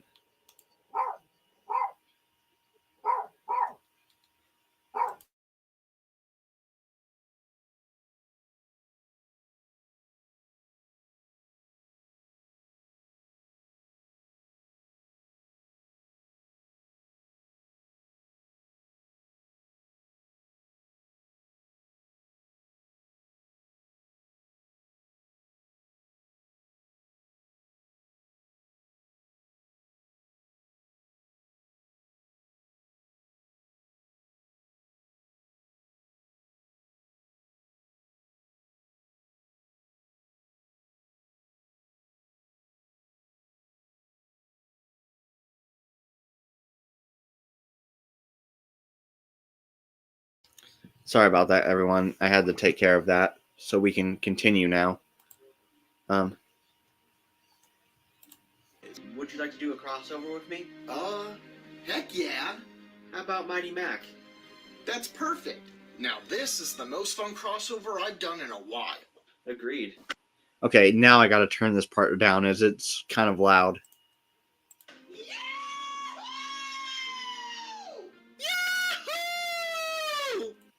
Even with that turned down a little bit, it was still too loud.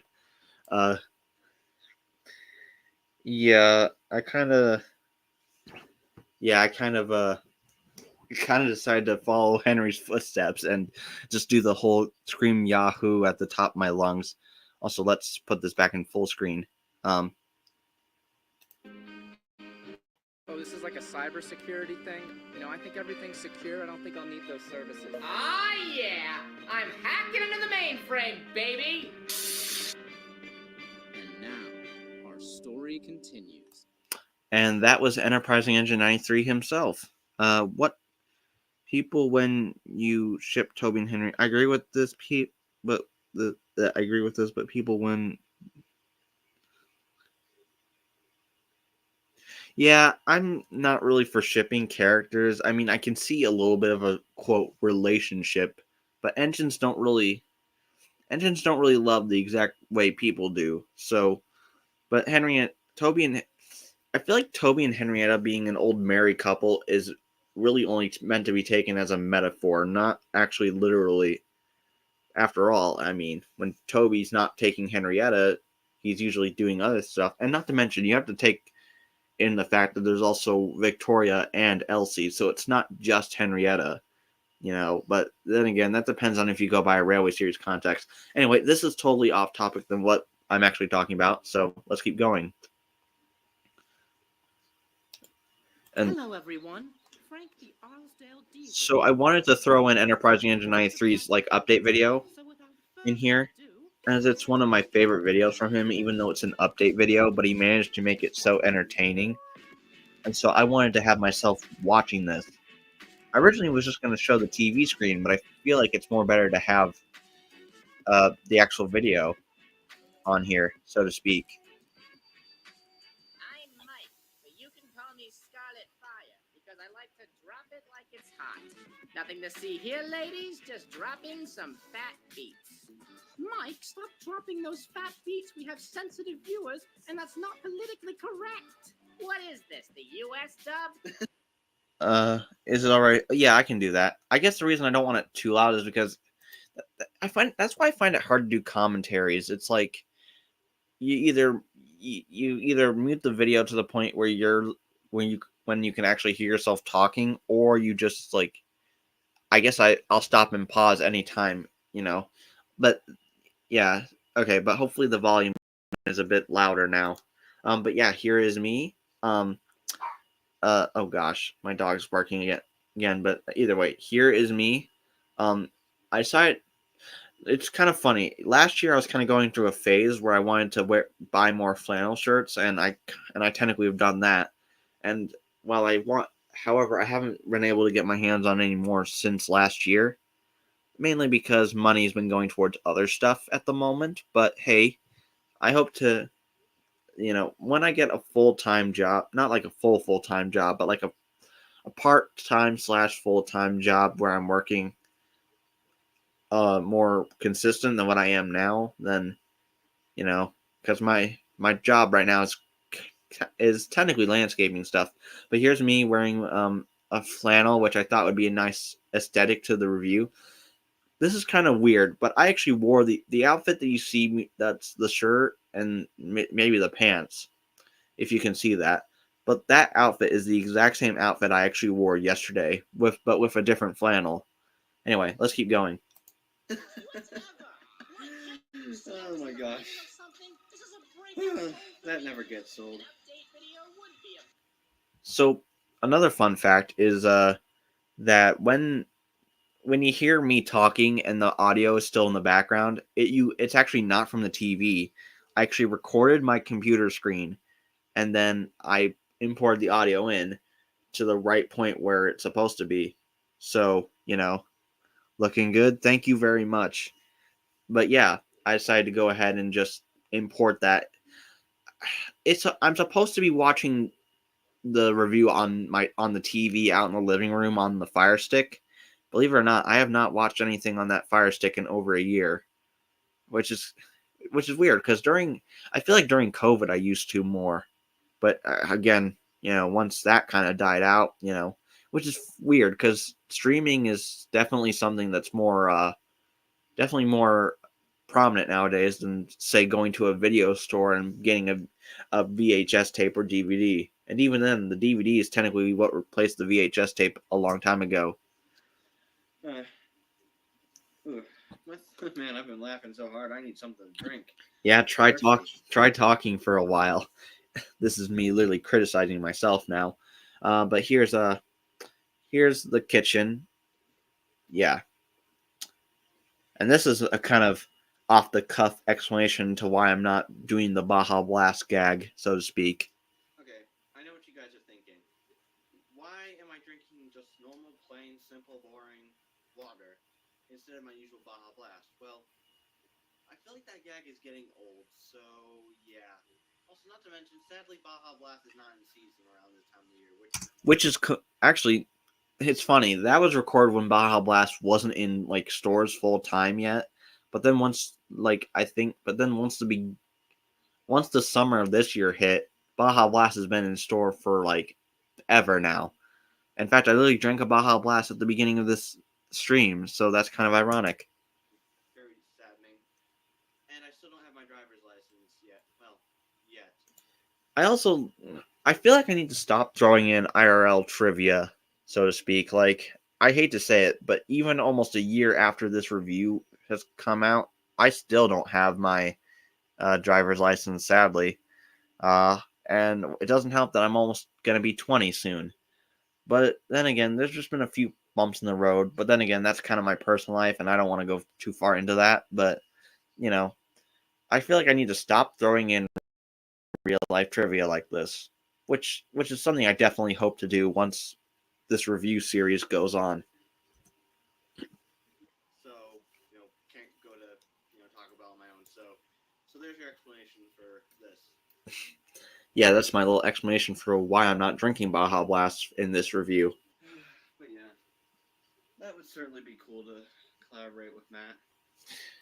Now, the fun part about this review is that I was able to absolutely now, it's safe to say back in the day I was definitely a fan of Enterprising Engine 93, and I still am. But since I've had more connection with Matt, I've kind of just come to realize over the time that he's just a normal person like me and you guys in the comment sections right now. While he obviously makes great content and great stories, he's just a normal person like the rest of us. But in this review, I really wanted to lean into my, I guess, inner fanboy, so to speak, if that even makes any sense at all. Oh well. Anyway, enough of the chitter chatter. I probably should be brainstorming for my next review. But at the same time, though, I'm not sure whether if I want to do like a stock standard review or do another crossover like how I did with Henry in the last one. I wonder what I should really do with that. Okay, I'm gonna pause right here for a second because it's safe to say that I've exalted the "what am I going to review" type of trope, which is exactly what I tried to, which is definitely something I tried to avoid with the last two reviews I did. Like, I was originally gonna because in my Single Stone Tunnel review, I was supposed to figure out what item I wanted to review, but I decided to change I decided to change that on its head on a bit. What I'm trying to say is, I tried to change it on its head, flip it on its head, so to speak, if that's the correct saying I'm trying to use. So instead of trying to figure out what I wanted to review, what if I already know what I'm going to review and I just go ahead and review it? And I did. And then of course, that leads into the led into the Whiteface review, which set up what the next item would be, even though it was not shown on camera. It's made out of poster board and spray paint. That's why a new episode of Useful Tips has not come out in a while. I generally want to show people how to make their own backdrop, which on one hand I definitely want to still do, but at the same time though, I've generally kind of been thinking about switching to a new sky backdrop, one that's already pre-made, one that has hills in the background to imply some distance, that kind of thing. Although I might still go, but however, I'm still technically content with what I got.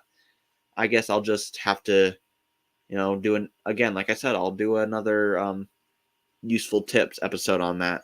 Of course, it's just been hard for me to acquire materials at the moment, but enough of me rambling. Let's carry on, as we are about to get introduced to some of the characters that Matt is known for voicing the most. Hey, down here, moron. Oh no.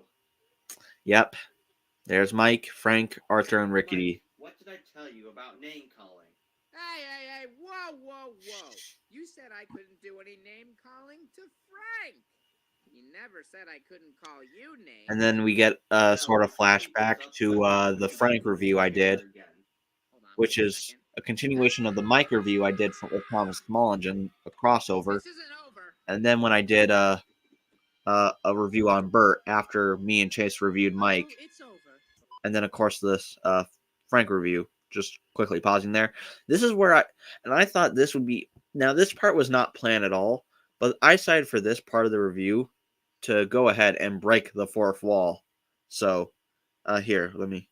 Mine was made out of huge sheets of blue construction paper. Yeah, I haven't. Obviously, I'd have to take a look at your sky backdrop via going to your channel to look. But yeah, I'm sure it probably turned out well. Of course, obviously, I used spray paint for mine. It kind of gives off a tap mark aesthetic, but it's definitely a bit lighter than a normal blue, so to speak. Anyway, let's keep going. But this is where I basically decided to take the time to break the fourth wall, which here. So I'm going to pause this. You see all those containers right there? Now, while I do still use them to hold my TWR stuff, it's usually just it's mainly I mainly use those bins to hold my rolling stock in. I bought sliding drawers around May of this year to hold my engines because I was just kind of running out of space for everything. And I am still running out of space with the more Thomas Wooden Railway stuff I get, but still, I decided just to go ahead and break the fourth wall for this. So let's let this scene play out.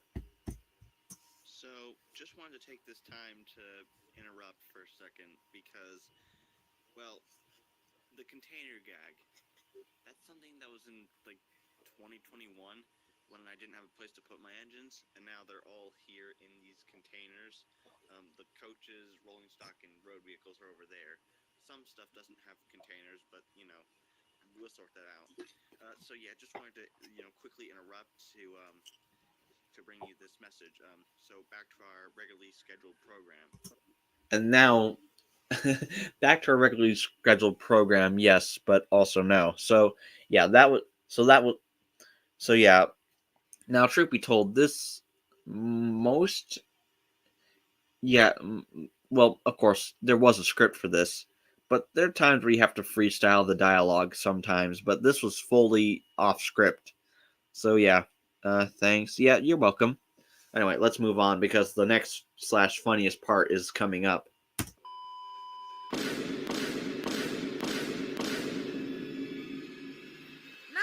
please!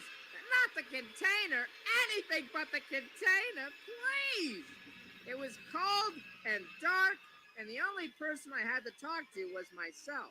And that made me come to grips with the fact that I'm a terrible person! So, this part was definitely written by me and Matt, because, the reason Mike is laying on his side, wait, oh, I had the volume up. What you mean? Or here, let me back up. The reason Mike is laying on his side is because he's meant to be in like the fetal position because me bringing up the container technically gave him PTSD because he was locked in there the entirety of the time I was reviewing Frank. So anyway, yeah. That's kind of funny. And of course here we have Arthur, literally one of my favorite characters, honestly. You can never go wrong with him. mean engine? Same difference.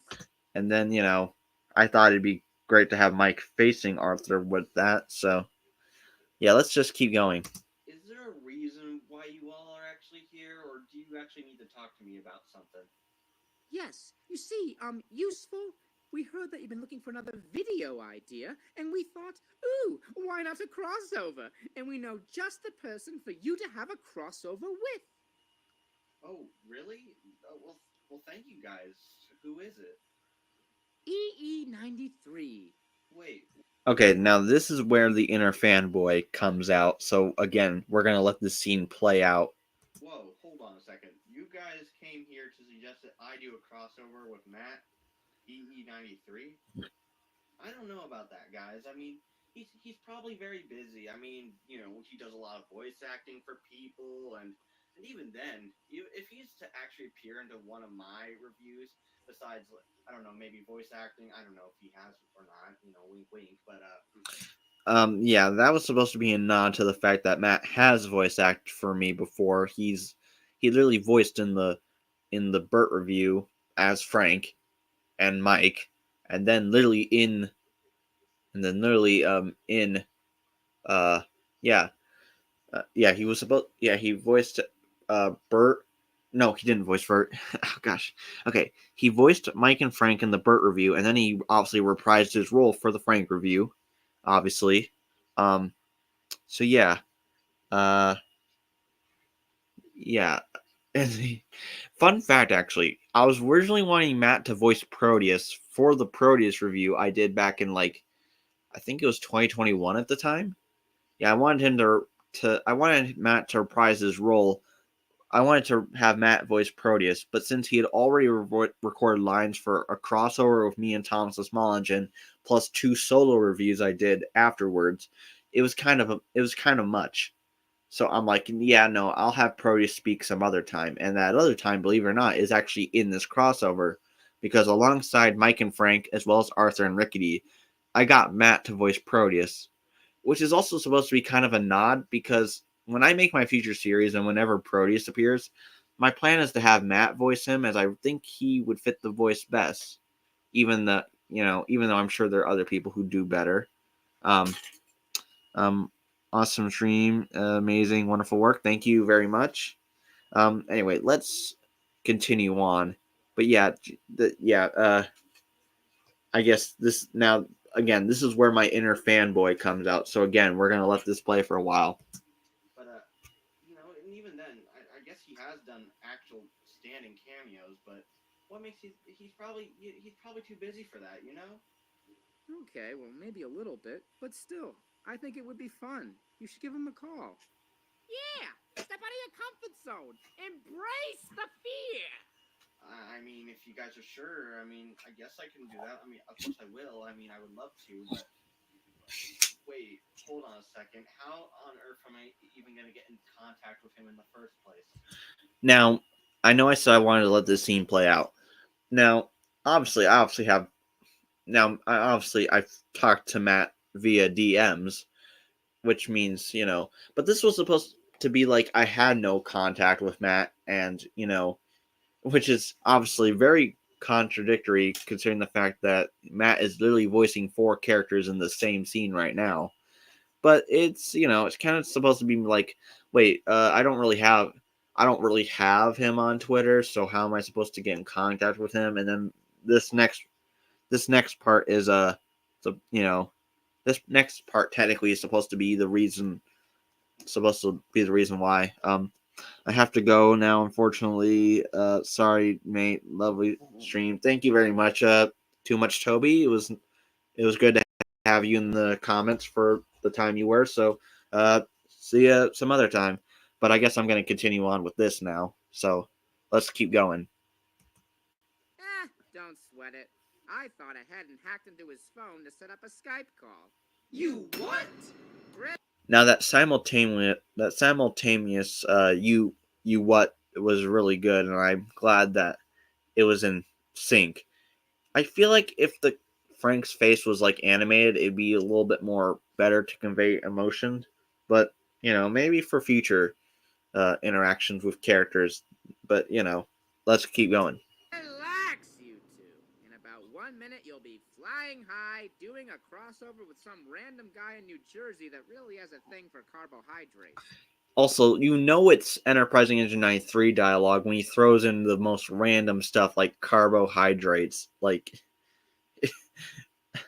I don't know how he comes up with this stuff, but it's so good, honestly. Anyway, but let's just keep going. Look, Also, I know I literally just unpaused and then repaused again, but I'm going to try to stop pausing so much if I really think there's something noteworthy to really be said. I say this to you guys and every entry in my collection if they can talk. I love you guys so much. But why do you guys have to actually talk? Every time I ride on the rails, I move up and down. Am I weird? That's supposed to be a reference to the wooden railway Rickety just bobbing up and down. Company made you, Rickety. Phew! That's that's a relief. I thought I was going to be diagnosed with a terminal case of the heebie-jeebies. Again, Oh, Enterprise Engine 93 dialogue. And here's the man himself. Jeez Louise. Well, there goes my streak on Pokemon Sleep. You know how many REM cycles you need to get a freaking Snorlax? Hey, Matt. Rye out of time. What did I tell you about sending me memes at 3 in the morning? Oh. It's daytime. Man, that was out cold. Oh, no. Hey, Matt, I don't know, So I'm going to pause again, even though as much as I don't want to, as I've done that so many times.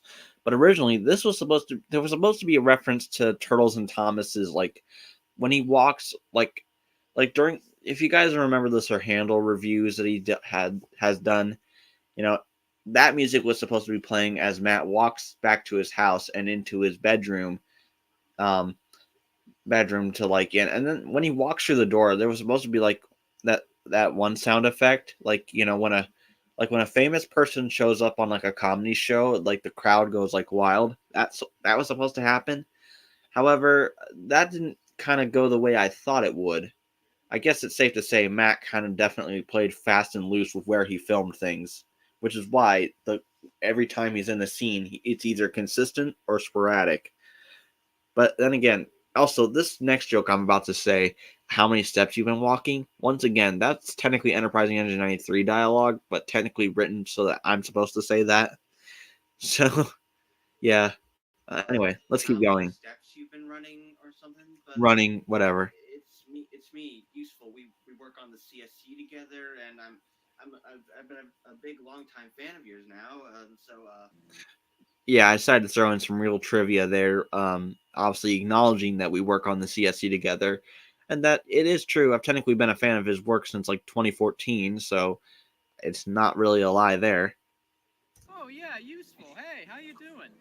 I'm sorry, I haven't been getting a lot of sleep lately. I'm part of this underground fight club, and, I'm actually not supposed to talk about it. Yeah, we don't talk about the Fight Club. Forget I said that, okay? Dog in the background. Anyway, I'm actually here on some important business. If you can't tell, I'm technically a businessman in this whole review plotline thing, so to speak. Oh, heck yeah, that sounds like fun.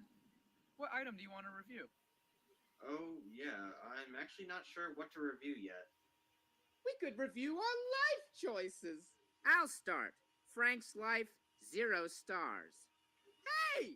I'll have you know my life has been chock full of beautiful and fulfilling experiences. I love the way Matt delivered that line. I don't know. It may just because Matt technically has a more high-pitched voice, technically, but gosh, do I love his impressions from Mike and Frank, which is why when I make my feature fan series, I hope to have him on as these characters you see throughout this video. I guess this whole review with him voicing his characters is supposed to be a nod to my future series. Then again, I guess it's kind of hard for it to be a nod when it hasn't even come out yet, but whatever, we're just going to keep going anyway. Speaking of fulfilling experiences, how's self-fulfilling prophecy coming along, Matthew? Of course, we had to get our self-fulfilling prophecy joke. I mean, while Matt has successfully released the first chapter of it so far, there has been no update on part 2 since, like, which is funny because 2018 was the year I started making YouTube videos, which means I'm older. My channel is technically older than self-fulfilling prophecy itself, Thomas and the Fortune Teller. So let's just let it play out. Oh yeah, it's going great. You know, chapter 1 came out recently. Yeah, recently 5 years ago. Okay, you got me there. Again, sporadic. One moment Matt is, one moment Matt is basically in the autumn, and then next moment Matt's like at a random soccer game. Yeah, that's kind of what it is. Although it kind of makes me wonder how far apart in advance these clips were recorded, honestly. Bruh, this movie's been a concept longer than Useful's been alive. Is that true? That was supposed to be like a that joke was supposed to be like uh like when a like when a parent says something to their kids like is like like a, you know that that's kind of the best way I can explain.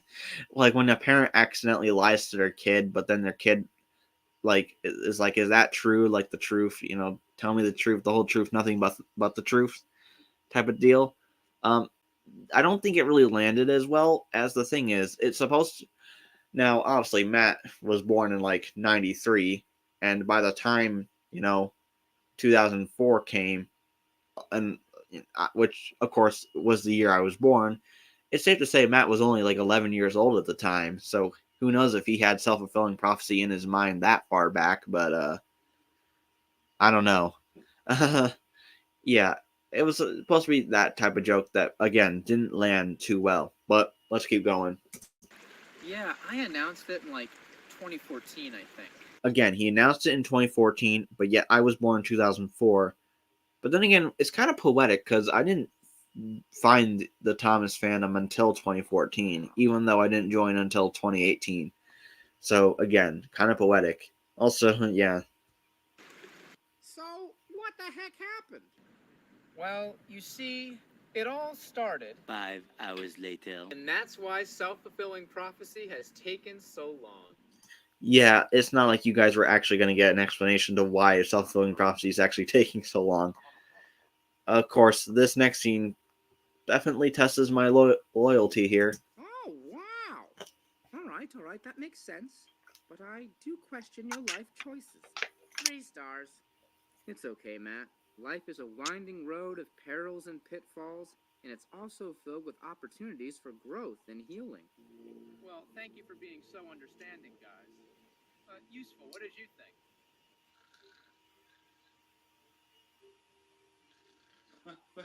Wait, is it over yet? I mean, great stuff, man. Great stuff. Huh. Talk about being his biggest fan. Shut up, Mike. Yeah, truth be told, I shouldn't have fallen asleep at that. I mean, like, I feel like the story would be interesting, but I feel like, but since it cuts like 5 hours later, in quotes, like, it's safe to say that, it took a while. So of course I would have fallen asleep. And of course, this scene that's paused right now is a meetup that Matt was at when him and a lot of people met up in like 2023. And since I asked Matt to do this crossover like around August of that year, it must have happened somewhere in between August and November.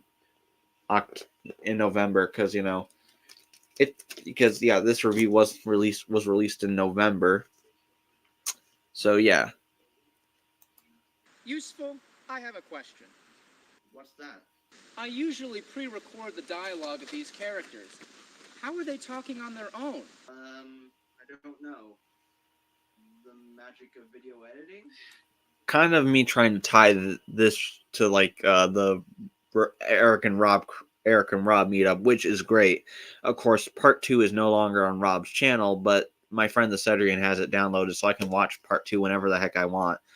I also have it in the review timeline playlist, actually. So, yeah. Also, I don't know. Here, let me refresh. I'm curious on if I've missed any questions. Okay, no, I have not. If feel free to ask questions about certain things. I'm just gonna keep rambling on here. Also, the thing is, since I didn't know Matt was gonna film these scenes with people in the background, like this one, of course that's why I can ignore all the people that are in the background because it wasn't filmed. Because it wasn't until after I filmed the post-credit scene that I actually acknowledge. Yeah, it wasn't until. Yeah, it wasn't long until I filmed the post-credit scene for this review slash crossover, and then of course yeah, it wasn't long after that I decided to go ahead and acknowledge that. But let's keep going. I don't know. The magic of video editing? That checks out. Yeah, I can dig it. Case closed. Oh my gosh, I can't take any more of this. When will the shenanigans end? You know, I don't know. And now we're back to Matt actually in a fall atmosphere now. I think we went on this tangent because we couldn't decide what to review, and then we started reviewing my life choices. I changed my answer. 2 stars.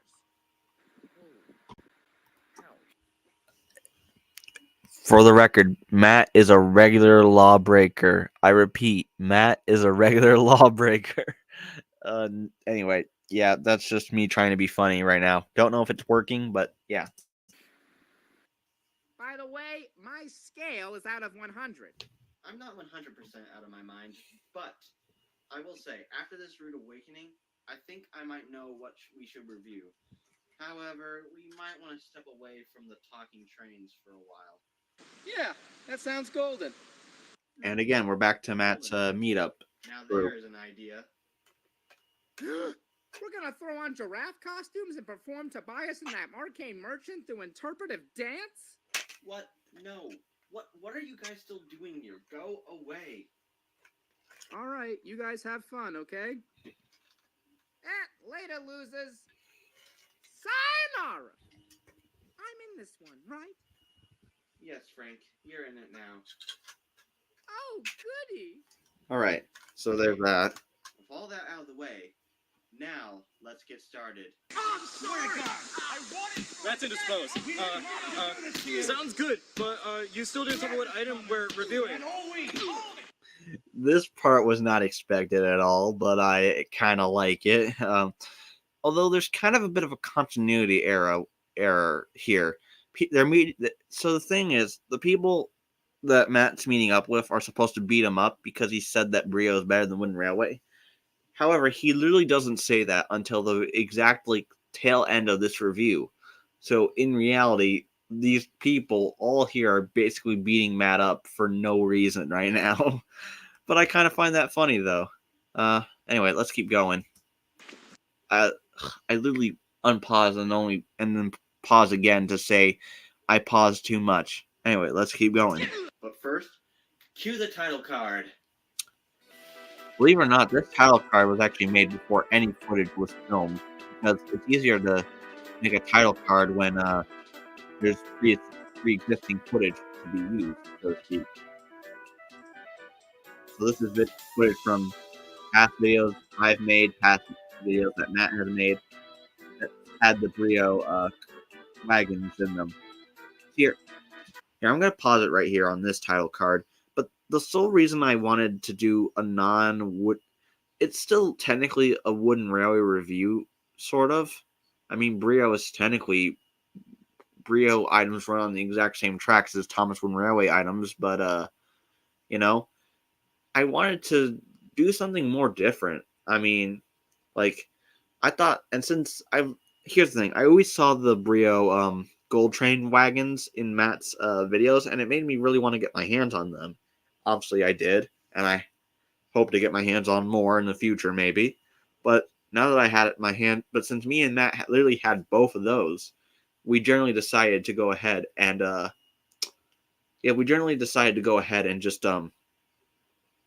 I decided to go ahead and do something, you know, a little bit more outlandish than reviewing a normal Thomas Wooden Railway item, which is why I'm glad we reviewed a non-TWR item, so to speak.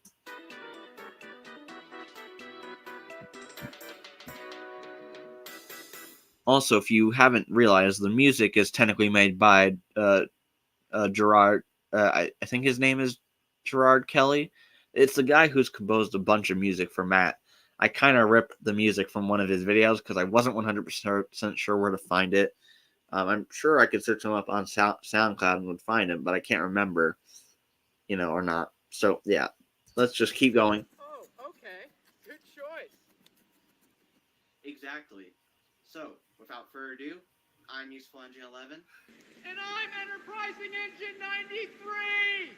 That must have been really weird in context because with that person walking in the background behind the trees, like right where I'm pointing the mouse at, you know, it must have been kind of awkward. But hey, I mean, And today, hey, it works. Say this is the first time in over 2 years since I've done a crossover, but there was literally the one that I did a couple months ago with Henry. I don't remember when I posted the crossover with me and Henry. I think it was actually at the beginning of September. Here's the thing. The whole schedule for when I posted these two crossovers was kind of out of order. You see, I think the Mighty Mac crossover I did with Henry was supposed to come out in August, while this crossover review was supposed to come out in September. However, I had to push this one back till like September something, I think. I had to push the Mighty Mac crossover to September, and then if you look at the details on when this review was posted, it was November 24th, which is actually the exact same day that Matt uploaded Billy on Board, as we decided to do a double length premiere. Although I had almost screwed it up with my when this crossover was actually supposed to premiere, so to speak. Anyway, yeah, let's keep going, as I feel like I'm pausing way too much. But again, I'm trying to point out all the facts, so to speak. Well, at least it feels like a couple months ago. Anyway, but today I'm here with a crossover with the one, the only, as he already introduced himself, EE93. So, without further ado, you may be wondering, what are we actually going to be reviewing today? Well,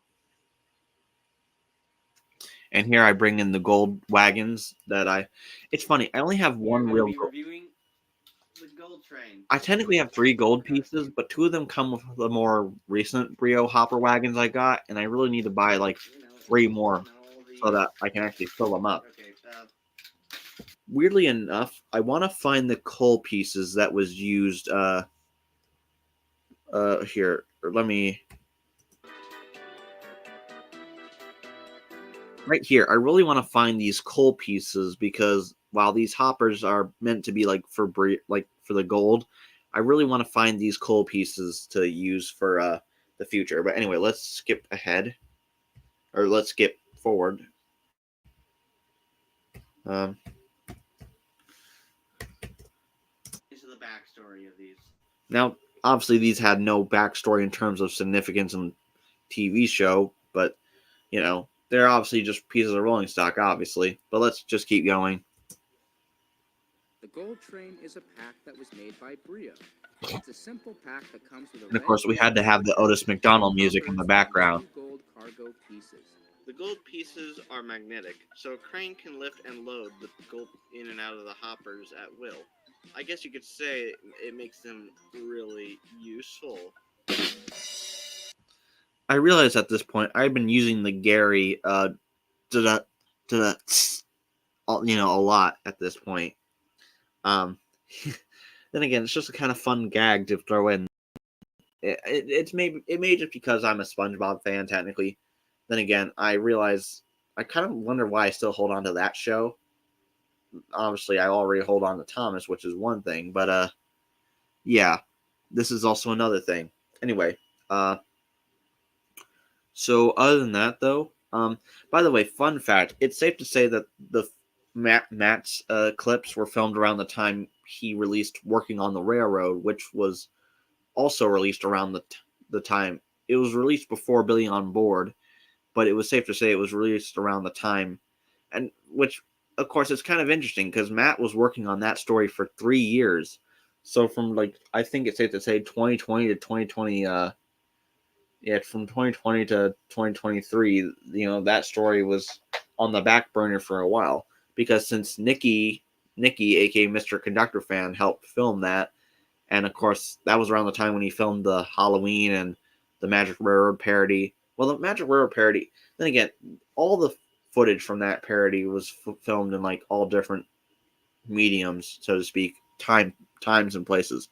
What I'm trying to get at is that I basically it was basically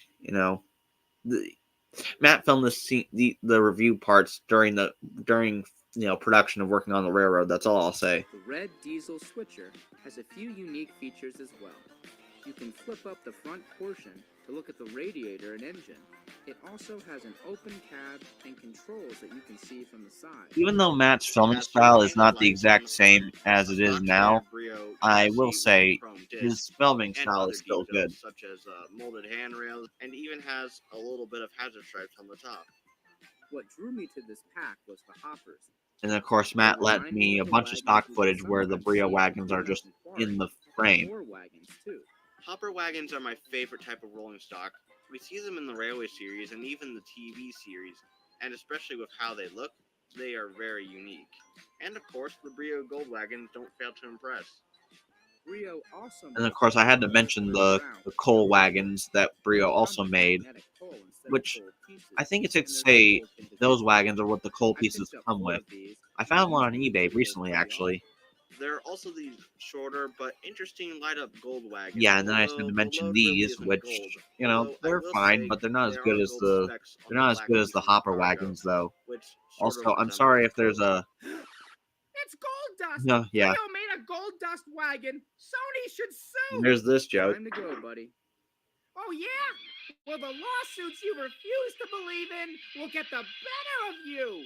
I didn't want to pause, but I kind of have to because it's hard to talk over this. But yeah, we had to throw a Magic Railroad joke in there.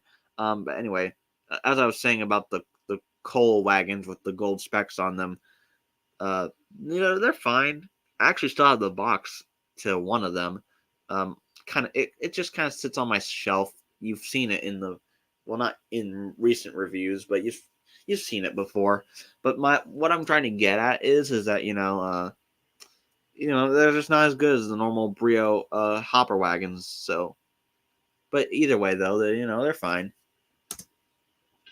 Anyway, speaking of gold, they also come with these fully painted gold pieces, but they can also come in a gold load cargo wagon, as seen here. And I'm sure they were in a bunch of Brio sets as well. If anything, I've been trying to find this set, not just to get my hands on another Brio gold wagon, but for that buffer piece, because I know Matt also has that buffer piece too. In the real world, these pieces, like the red diesel, are not rare, but at the same time, the same can't be said for the hoppers themselves. Overall, I think this is a great item. While the diesel switcher is decent, the gold pieces are nice, and the gold hoppers themselves are probably the most compelling part of the pack. Absolutely. Like you said, the diesel's fine and all. This is old footage I used. And even the gold pieces I fancy the most. Not to mention the hoppers in general add a lot of diversity to your rolling stock, especially if you're a wooden rail user like us. I would you see the switching call. Especially if you're a wooden rail user. Here, let me back up. In general, add a lot of diversity to you from this photo here your rolling stock, especially if you're to this shot right here. There's definitely a change in quality, as obviously the scene with the 4 hopper wagons plus my smaller ones were filmed on my old phone, but I had gotten a new phone around this time when I had filmed these scenes. So unlike my Mighty Mac review where all the scenes had been filmed on my phone before I broke it and then had to get used to using a new one. So yeah, there's the quality is different from there and here and there, but it's fine. To mention the hoppers in general add a lot of diversity to your rolling stock, especially if you're a wooden rail user like us. I would suggest picking this pack up, but this pack is kind of hard to come by. You might be able to get your hands on the gold pieces and maybe even the red diesel, but the hoppers are kind of rare, which is why I got so lucky with these. So with that is why I'm going to give this pack a good 9 out of 10. I give it a 9 out of 10 myself. It is, dare I say, neat and cool. It just goes to show you that Brio is better than Wooden Railway. Yeah, so there's the actual review part, and there's where Matt says that Brio's better than Wooden Railway. Now everyone can beat him up. Gosh. But yeah, anyway. So there's that. But yeah, the review portion came out pretty well, honestly, and especially with the fact the music finishes right as Matt's done speaking. Then again, obviously the music was extended a little bit. It doesn't fully line up if you were to split the track in the right place, but still, it was a good crossover. Thank you, Steam Engine United, and you're the first one who has said anything in like minutes as I'm looking at the chat on my phone and the computer. But let's keep going. I don't want to keep stalling anymore. And besides, we have like still 10 minutes left of this If I film. could, I'd give it 2 thumbs up. But alas, I'll just make do with acknowledgement of mutual respect. Thank you for your contribution. Take me back, please. Duncan gets spooked reference. Wow, this is insane. And then I wanted to have all the characters in different positions instead of the same ones we'd done over and over. Well, I mean, we have come in and interrupted several times. Yeah, you guys In really that have. case, the only insanity I'm guilty of is being insanely handsome. Forget James being vain. Mike is on a whole new level. Once again, Matt also being in another location when he films his part. I think we should wrap this up. The wooden railway manifestations of my psyche are out of control. Agreed. So with that, everyone, I hope you all enjoyed this crossover review. But once again, I'm Useful Engine 11. And I'm Enterprising Engine 93. This is actually pretty cute. The fact that Matt actually got a deer in the background is just so majestic. Fun fact, when me and my grandma were coming home from church last night, well, there were 2 deer that were crossing the road, but of course they stopped as we got a little bit closer, and I was also driving. So, they kind of stood there for a minute, but then when I honked the horn like once/twice, they got out of the way. But it was quite the interesting encounter that we were not expecting at all. But again, this is very majestic. Also, it's kind of opposite. At the beginning, Matt shouted, "I'm Enterprising Engine 93." Now he's whispering, "I'm Enterprising Engine 93," which is great. And we're signing off. Thank you everyone for watching, and despite all the wacky shenanigans throughout This crossover was definitely a roller coaster ride, I'll say that right now. Well, despite all of that, There was a cut there, but I'm not 100% mad about that. Best of luck with the edit, man. Wait, what? This was supposed to be a reference to the fact that that me editing this crossover was supposed to be a nightmare with all the jokes and footage I had to download and all that. But again, like you said, Steam Engines United, it was a good crossover, and I have to agree with that. Nothing. I'll see you around. Wait, Matt. Now, this part was supposed to be like, here's the thing. Matt was a part of the original plot line with MPS, Turtles and Thomas, and all the other people. So I thought this would be a great part for me being younger than Matt by a couple of years, to ask him for some elderly advice, kind of that type of thing, kind of looking up to Matt as sort of a mentor of sorts, if you will. But I'm just going to keep it going, and yeah, I'm just going to keep it playing out. But before you go, I have a question for you. What's up? Well, it's just, you've been in the Thomas fandom, aka the Wooden Railway side of the community for quite a long time, and I wanted to ask if you, maybe if you've seen any, strange going-ons as of, maybe the past few years. Oh yeah, you don't have to tell me twice. Just last week, Jolly Good Idea Films got into a horrific limbo-related accident. Very out of context, but again, very funny joke. Do you ever feel like someone's been watching you? Well, when you're filming outside, you can run into a lot of strange people. Dude, give me back my computer! Hey! Get back here! There's one of Enterprising's friends. He's credited as Nick Dog.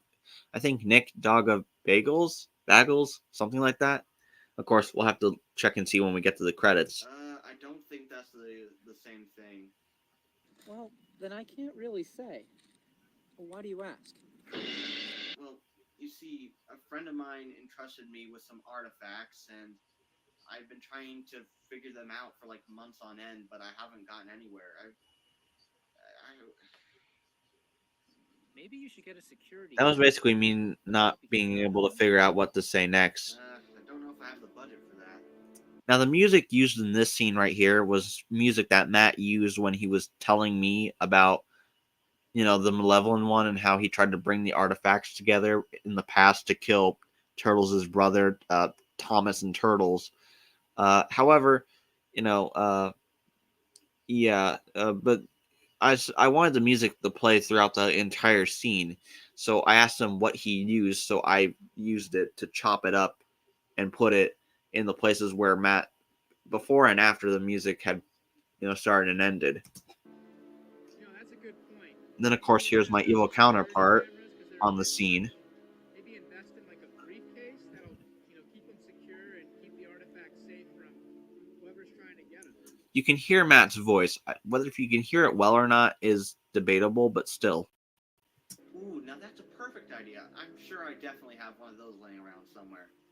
Although, I wanted to ask, maybe if you happen to know anything about these artifacts. I mean, like, I don't know, maybe with your wisdom, you could help me figure this out?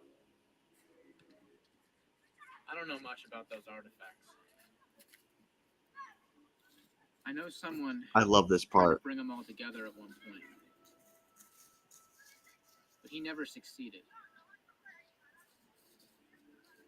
Just be careful, okay?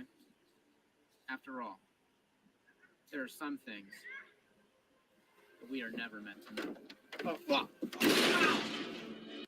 Obviously, Matt added some extra sound effects there, but I absolutely love this part because, again, it's meant to be me, a smaller user. I hate to use that term, but a smaller user that, now, of course, I've been around in the fandom for almost 7 years at this point. But technically speaking, Matt is technically one of the veterans of this community. So him giving me, a younger person, advice and just trying to tie it back to the original source material of what the artifacts plotline is technically based off of was so great. So again, I was very happy to do that. So yeah. That sounds oddly familiar. Oh, by the way, I forgot to mention that reference, there are some things we are never meant to know. That is a reference to the music video that Enterprise Engine 93 made, and the thing that kicked off the TWRC music videos that I started doing around like 2021. Sadly, I have not made a new one since, but I've kind of been having plans to reboot that, so to speak. But we will we'll fix that in We'll fix that in due time.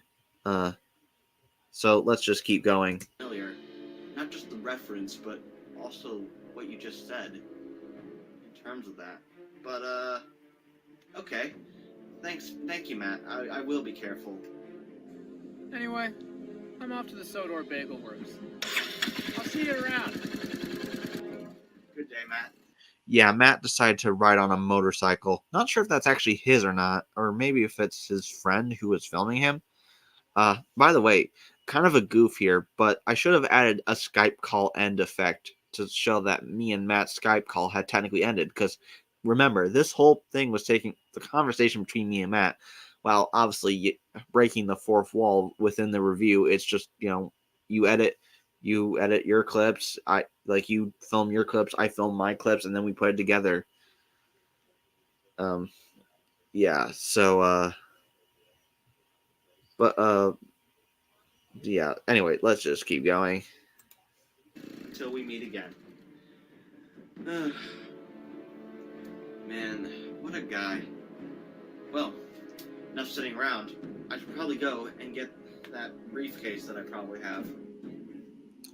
I think I remember correctly. I bought the quote briefcase. It doesn't look too much like a briefcase, but it's meant to be.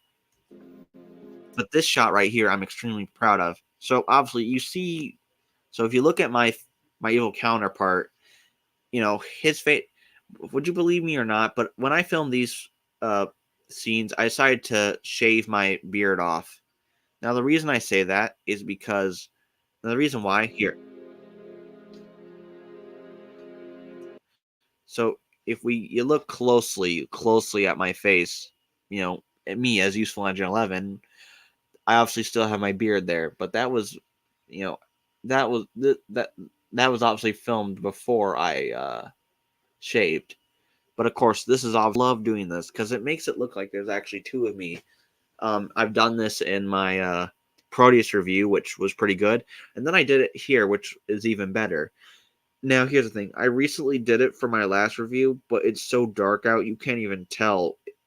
so to speak. So again, there'll be more split screen stuff done in the future, but again, it'll have to be definitely it have to be done pretty tastefully. So yeah, there's that. So let's just keep going.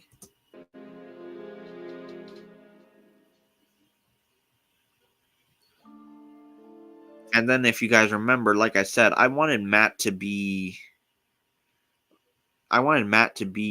Proteus in my Proteus review, but however, after all the work he had done for me and Chase, earlier that year, I'm like, yeah, I need to cut him some slack. I need to cut Proteus from having a speaking role.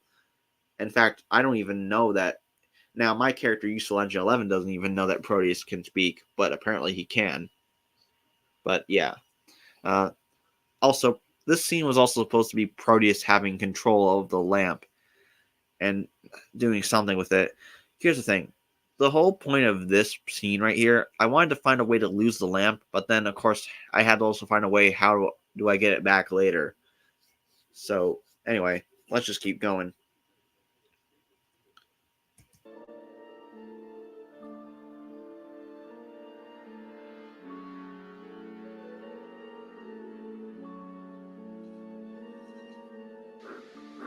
Thy word is a lamp to my feet and a light to my path. So that phrase, a lamp unto my feet and a light unto my path, that's actually a Bible verse that is one of my favorites actually. Here, let me see. It is so the thing is, it shows that it shows how I'm supposed to walk as a Christian. Now, obviously, I am not perfect, but of course, God is what I try to build my foundation on. And while I don't talk about God that much on this channel, I feel like I should start doing so. But I also feel like I want to have a second channel for that, just so that, I can share my love for the Lord in a different place. But then again, I also feel like I need to do that here more. But yeah, it's in the book of Psalms. I think it's Psalms 105. I could be mistaken. But yeah, it's I think Psalm 119 or Psalm 105. It's somewhere in there. I know. I know that kind of makes me look like a bad Christian for not remembering where it's at. But I guess I have trouble remembering things sometimes. So there's that. Anyway, let's keep going. Yeah, Proteus.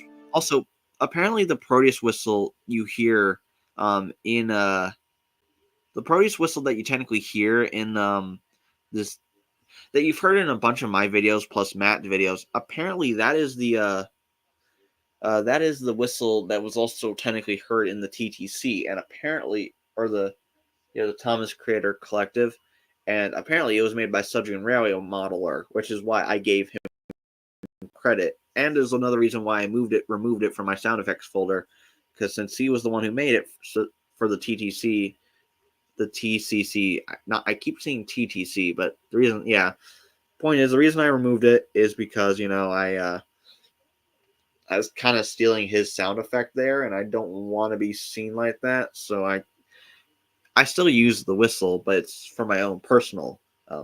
Also, this was I can't remember exactly when I bought, but I think it's safe to say that this is the new model of Proteus that you guys see in my videos now, because the black on the running board you can see right along here, plus the pistons. It's way more cleaner than it was when I it was definitely way cleaner than it was when I when I had my old Proteus model, which is in pieces now, but I've used it for stuff over time. So let's keep going. And then this is supposed to be like a big explosion. Oh my gosh. Take cover. Yeah. Also, I absolutely hate how you can see my phone in the background here. You can also see that my TV is also off here, which I would have to press a button to activate that. But yeah, I absolutely hate this. And also, this was before I got my new tripod literally back in like uh July of this year, which is kind of hard to believe that that's how long I've had it. But yeah, man, first my tripod changes, and then of course, if you saw my last review, you'll know that I moved back to my normal location that I was when I filmed the Winter Caboose review, because now I have a longer set table. Although I realize now that I have a longer set table doesn't mean I have all the space in the world, though. But we'll that hopefully some other day. Oh my gosh, what on earth was that? No. No, no, no, no, no, no, no, no. Oh no. The lamp. It's not here anymore. I do like this shot of. I do love this overhead shot of just you, since the light is shining down, and of course you can't. My face is basically hidden. But you can't see my face in the light. It's kind of nice, but Sorry. it's nice. What? There's nothing much more I can say about that. Although I will admit, this is a new angle you guys have not seen before, which is something I also Bad like. enough that Jason trusted me with the police box. Now the lamp has gone missing. Dear, no, no, no, no, no, no, no. I gotta find it before it gets into the wrong hands. And this is where I start going on my continuous quest, my quests, my journeys to go find the lamp, so to speak. Of course, obviously, again, if you've seen my last review, you'll know that I found it. A little spoiler alert, but it's hard to believe that almost a year passes before I find the lamp again in a sort of deja vu type of moment. So let's just keep going, as we don't have much more of this left, really.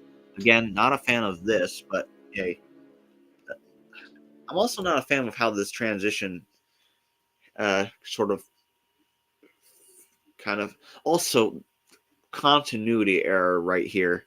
You can literally see the flannel I was wearing right here. I hate. Also, you can see the grass mat. Also, you can see a grass mat hanging up here. That's actually now on my set table. Okay, it's not on my set table right now, but it's a part of my set table because now that I've extended my set table, I finally was able to break out this grass mat. Of course, it's a little different shade of color than the one I have, but still, it's still good. And then, of course, here's my evil counterpart coming into play. Hands, you say? Well then, what person for that to fall into the hands of me? See if I have another objective. Until then, useful, I have a little surprise for you. And of course, it's revealed that my evil counterpart, well, technically speaking, you technically would have figured this out in the coal station review. Yes, that's the one. But it's safe to say my evil counterpart was the one who stole the computer, or at least my computer. And of course, it's also brought up again in my Single Stone Tunnel review, as I say in that. There's also a shot, and I also say that my computer is now back.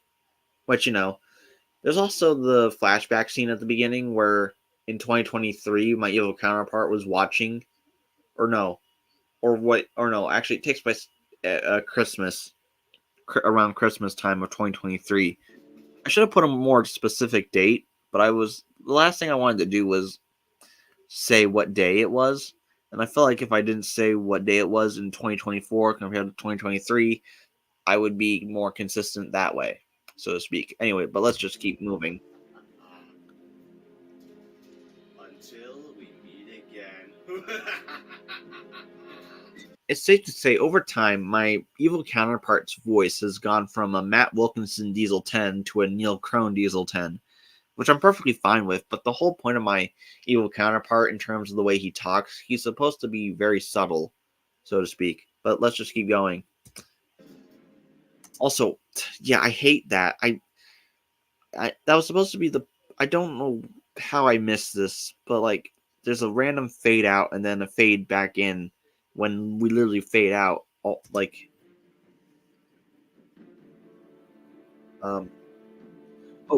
Also, I forgot the Magic Railroad sound effect, as literally right as the part it fade out.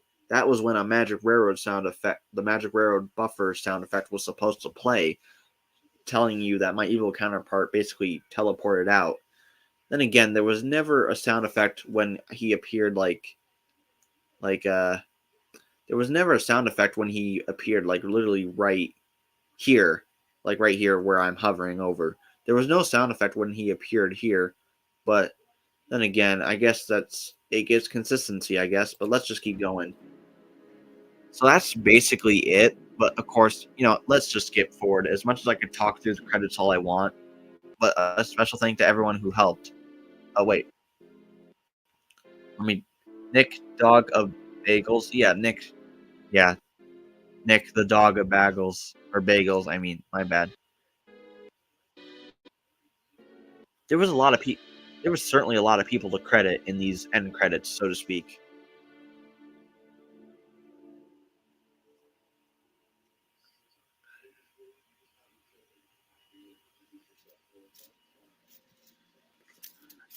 This is another case of me filming at night, but filming a little bit too late at night.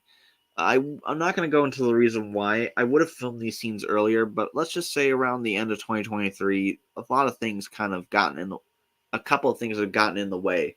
Of course, completely out of my hand or / out of my control. But let's just say if I had to go back and refilm this, I would film it when it's a little bit lighter outside. I think it's safe to say the scene was filmed in like October or something. Maybe November. Yeah, maybe early November at the latest. But yeah. Anyway, let's just keep going. Man, 5 hours and I still haven't found it. I also realized something. When I say 5 hours here, it kind of is a callback to that 5-hour SpongeBob-like character card from when Matt was explaining why self-fulfilling prophecy is taking so long. So anyway, let's just keep going. I absolutely lost that lamp. And I think I'm not going to pause anymore. We're just going to keep talking over the video. I'm just going to plug my ears while I talk over it. So yeah. But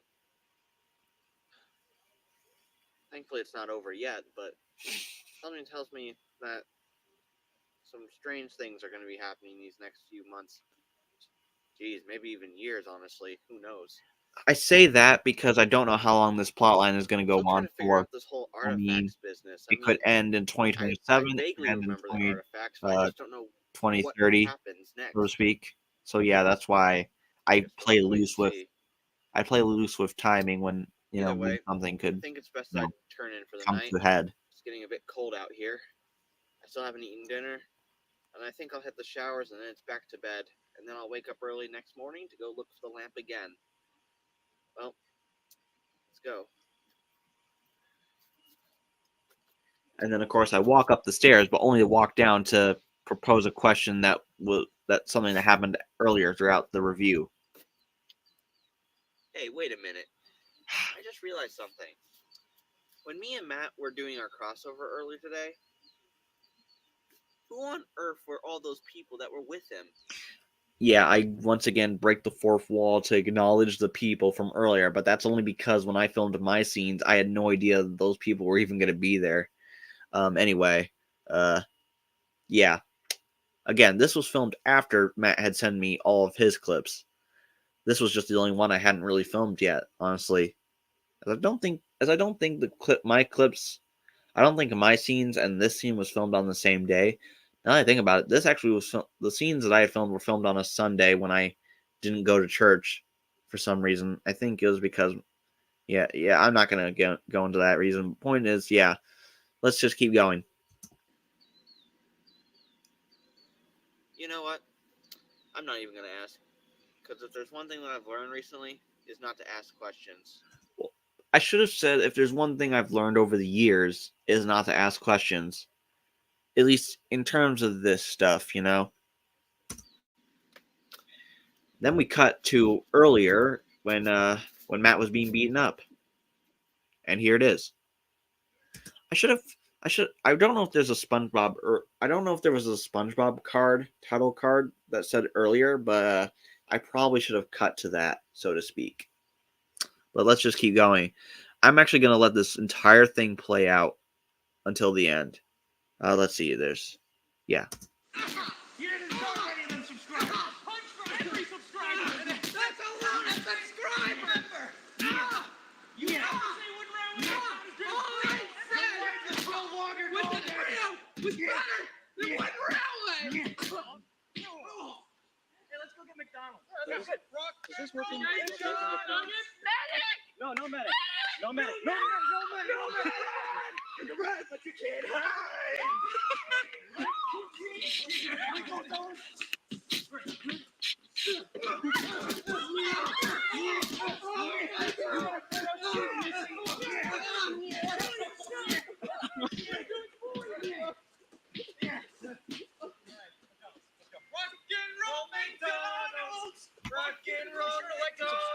For more Rock and Roll McDonald's. Yes, please. Yes, please subscribe. I was going to find this. I think that's what we call method acting. Nice. You know that you're 10 times more likely to be killed by your own refrigerator than a shark? Food for thought. Why? Only you can prevent forest Wise fires. words with this group of people. Whatever you do, don't go to Alabama on a Tuesday. I will not elaborate. Maybe a Sunday. Out of context much, but whatever. Okay, we are finally finished. So overall, that was me and Matt's crossover. The entirety of the rest of the people beating up Matt was just meant to be a funny post-credit scene after my scene had continued, and we cut back to earlier in the day when Matt was being beaten up from around here, so to speak, around the 12-minute mark. But yeah, that is basically that's basically me and Matt's crossover. I will do another live stream where I go over more my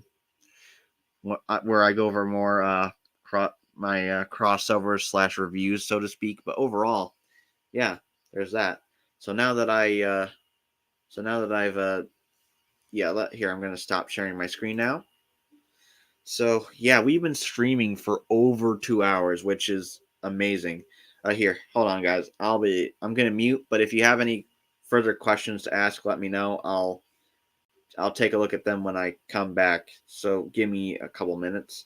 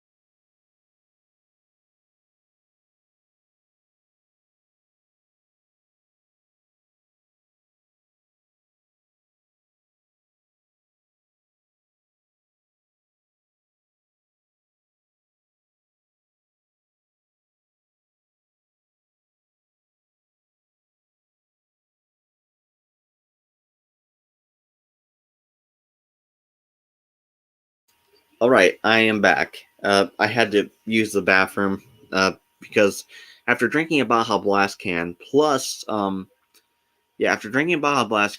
drinking a raspberry flavored water back to back, of course I had to go to the bathroom. And the last thing I want to do is drink a bit of a bit of anything before bed. That's not a good idea. But we have been streaming for over 3 hours now. And the fact, because obviously I started this live stream at 5, and I started this live stream at like 5, and then of course, it's like 8 o'clock now. Of course, it is very dark outside, but then again, it's getting darker earlier now, even though daylight savings time hasn't really hit. There's been no new questions over the past 30 minutes, which is a quite shame, which makes me kind of think this is my cue to end the live stream. I don't know if there's anyone still watching, because it shows me that, in terms of viewers, there's really 0, which is kind of saddening, but and one of the reasons why I kind of quit doing live streams, but I'm going to still have hope, because I don't know if there's anyone still watching, but I will say this to cap off my live stream. I've enjoyed doing this, and it was nice to get back into swinging things, even though I forgot how tiring it really is. But I'm hoping to do more live streams to fill the void of when I'm not able to produce a video. I mean, I'll still be updating you guys via community posts, plus, doing YouTube shorts, which I really want to do more of. But until then, I'm also going to try to do more live streams to keep things hip and fresh and happening. I don't know. I don't know if I botched that up by that. But what I will say now is that I thank you everyone who tuned in. If there's literally anyone still watching, which I don't know if there is or not. Also, thank you all for the questions from earlier. And of course, I'll say this: you guys. I'm trying to put it into words, but basically, I would not be doing this without God. Of course, whether me doing videos on a Little Blue Train is what He has planned for me, I'm not really sure. But I want to make sure. But I want to do this as long as I can. After all, I plan to do non-Thomas related content in the future, as well as me doing Thomas content, mainly Thomas content on this channel, and non-related Thomas content on a second channel, which I do have, but I haven't been able to do what I want to do yet due to circumstances.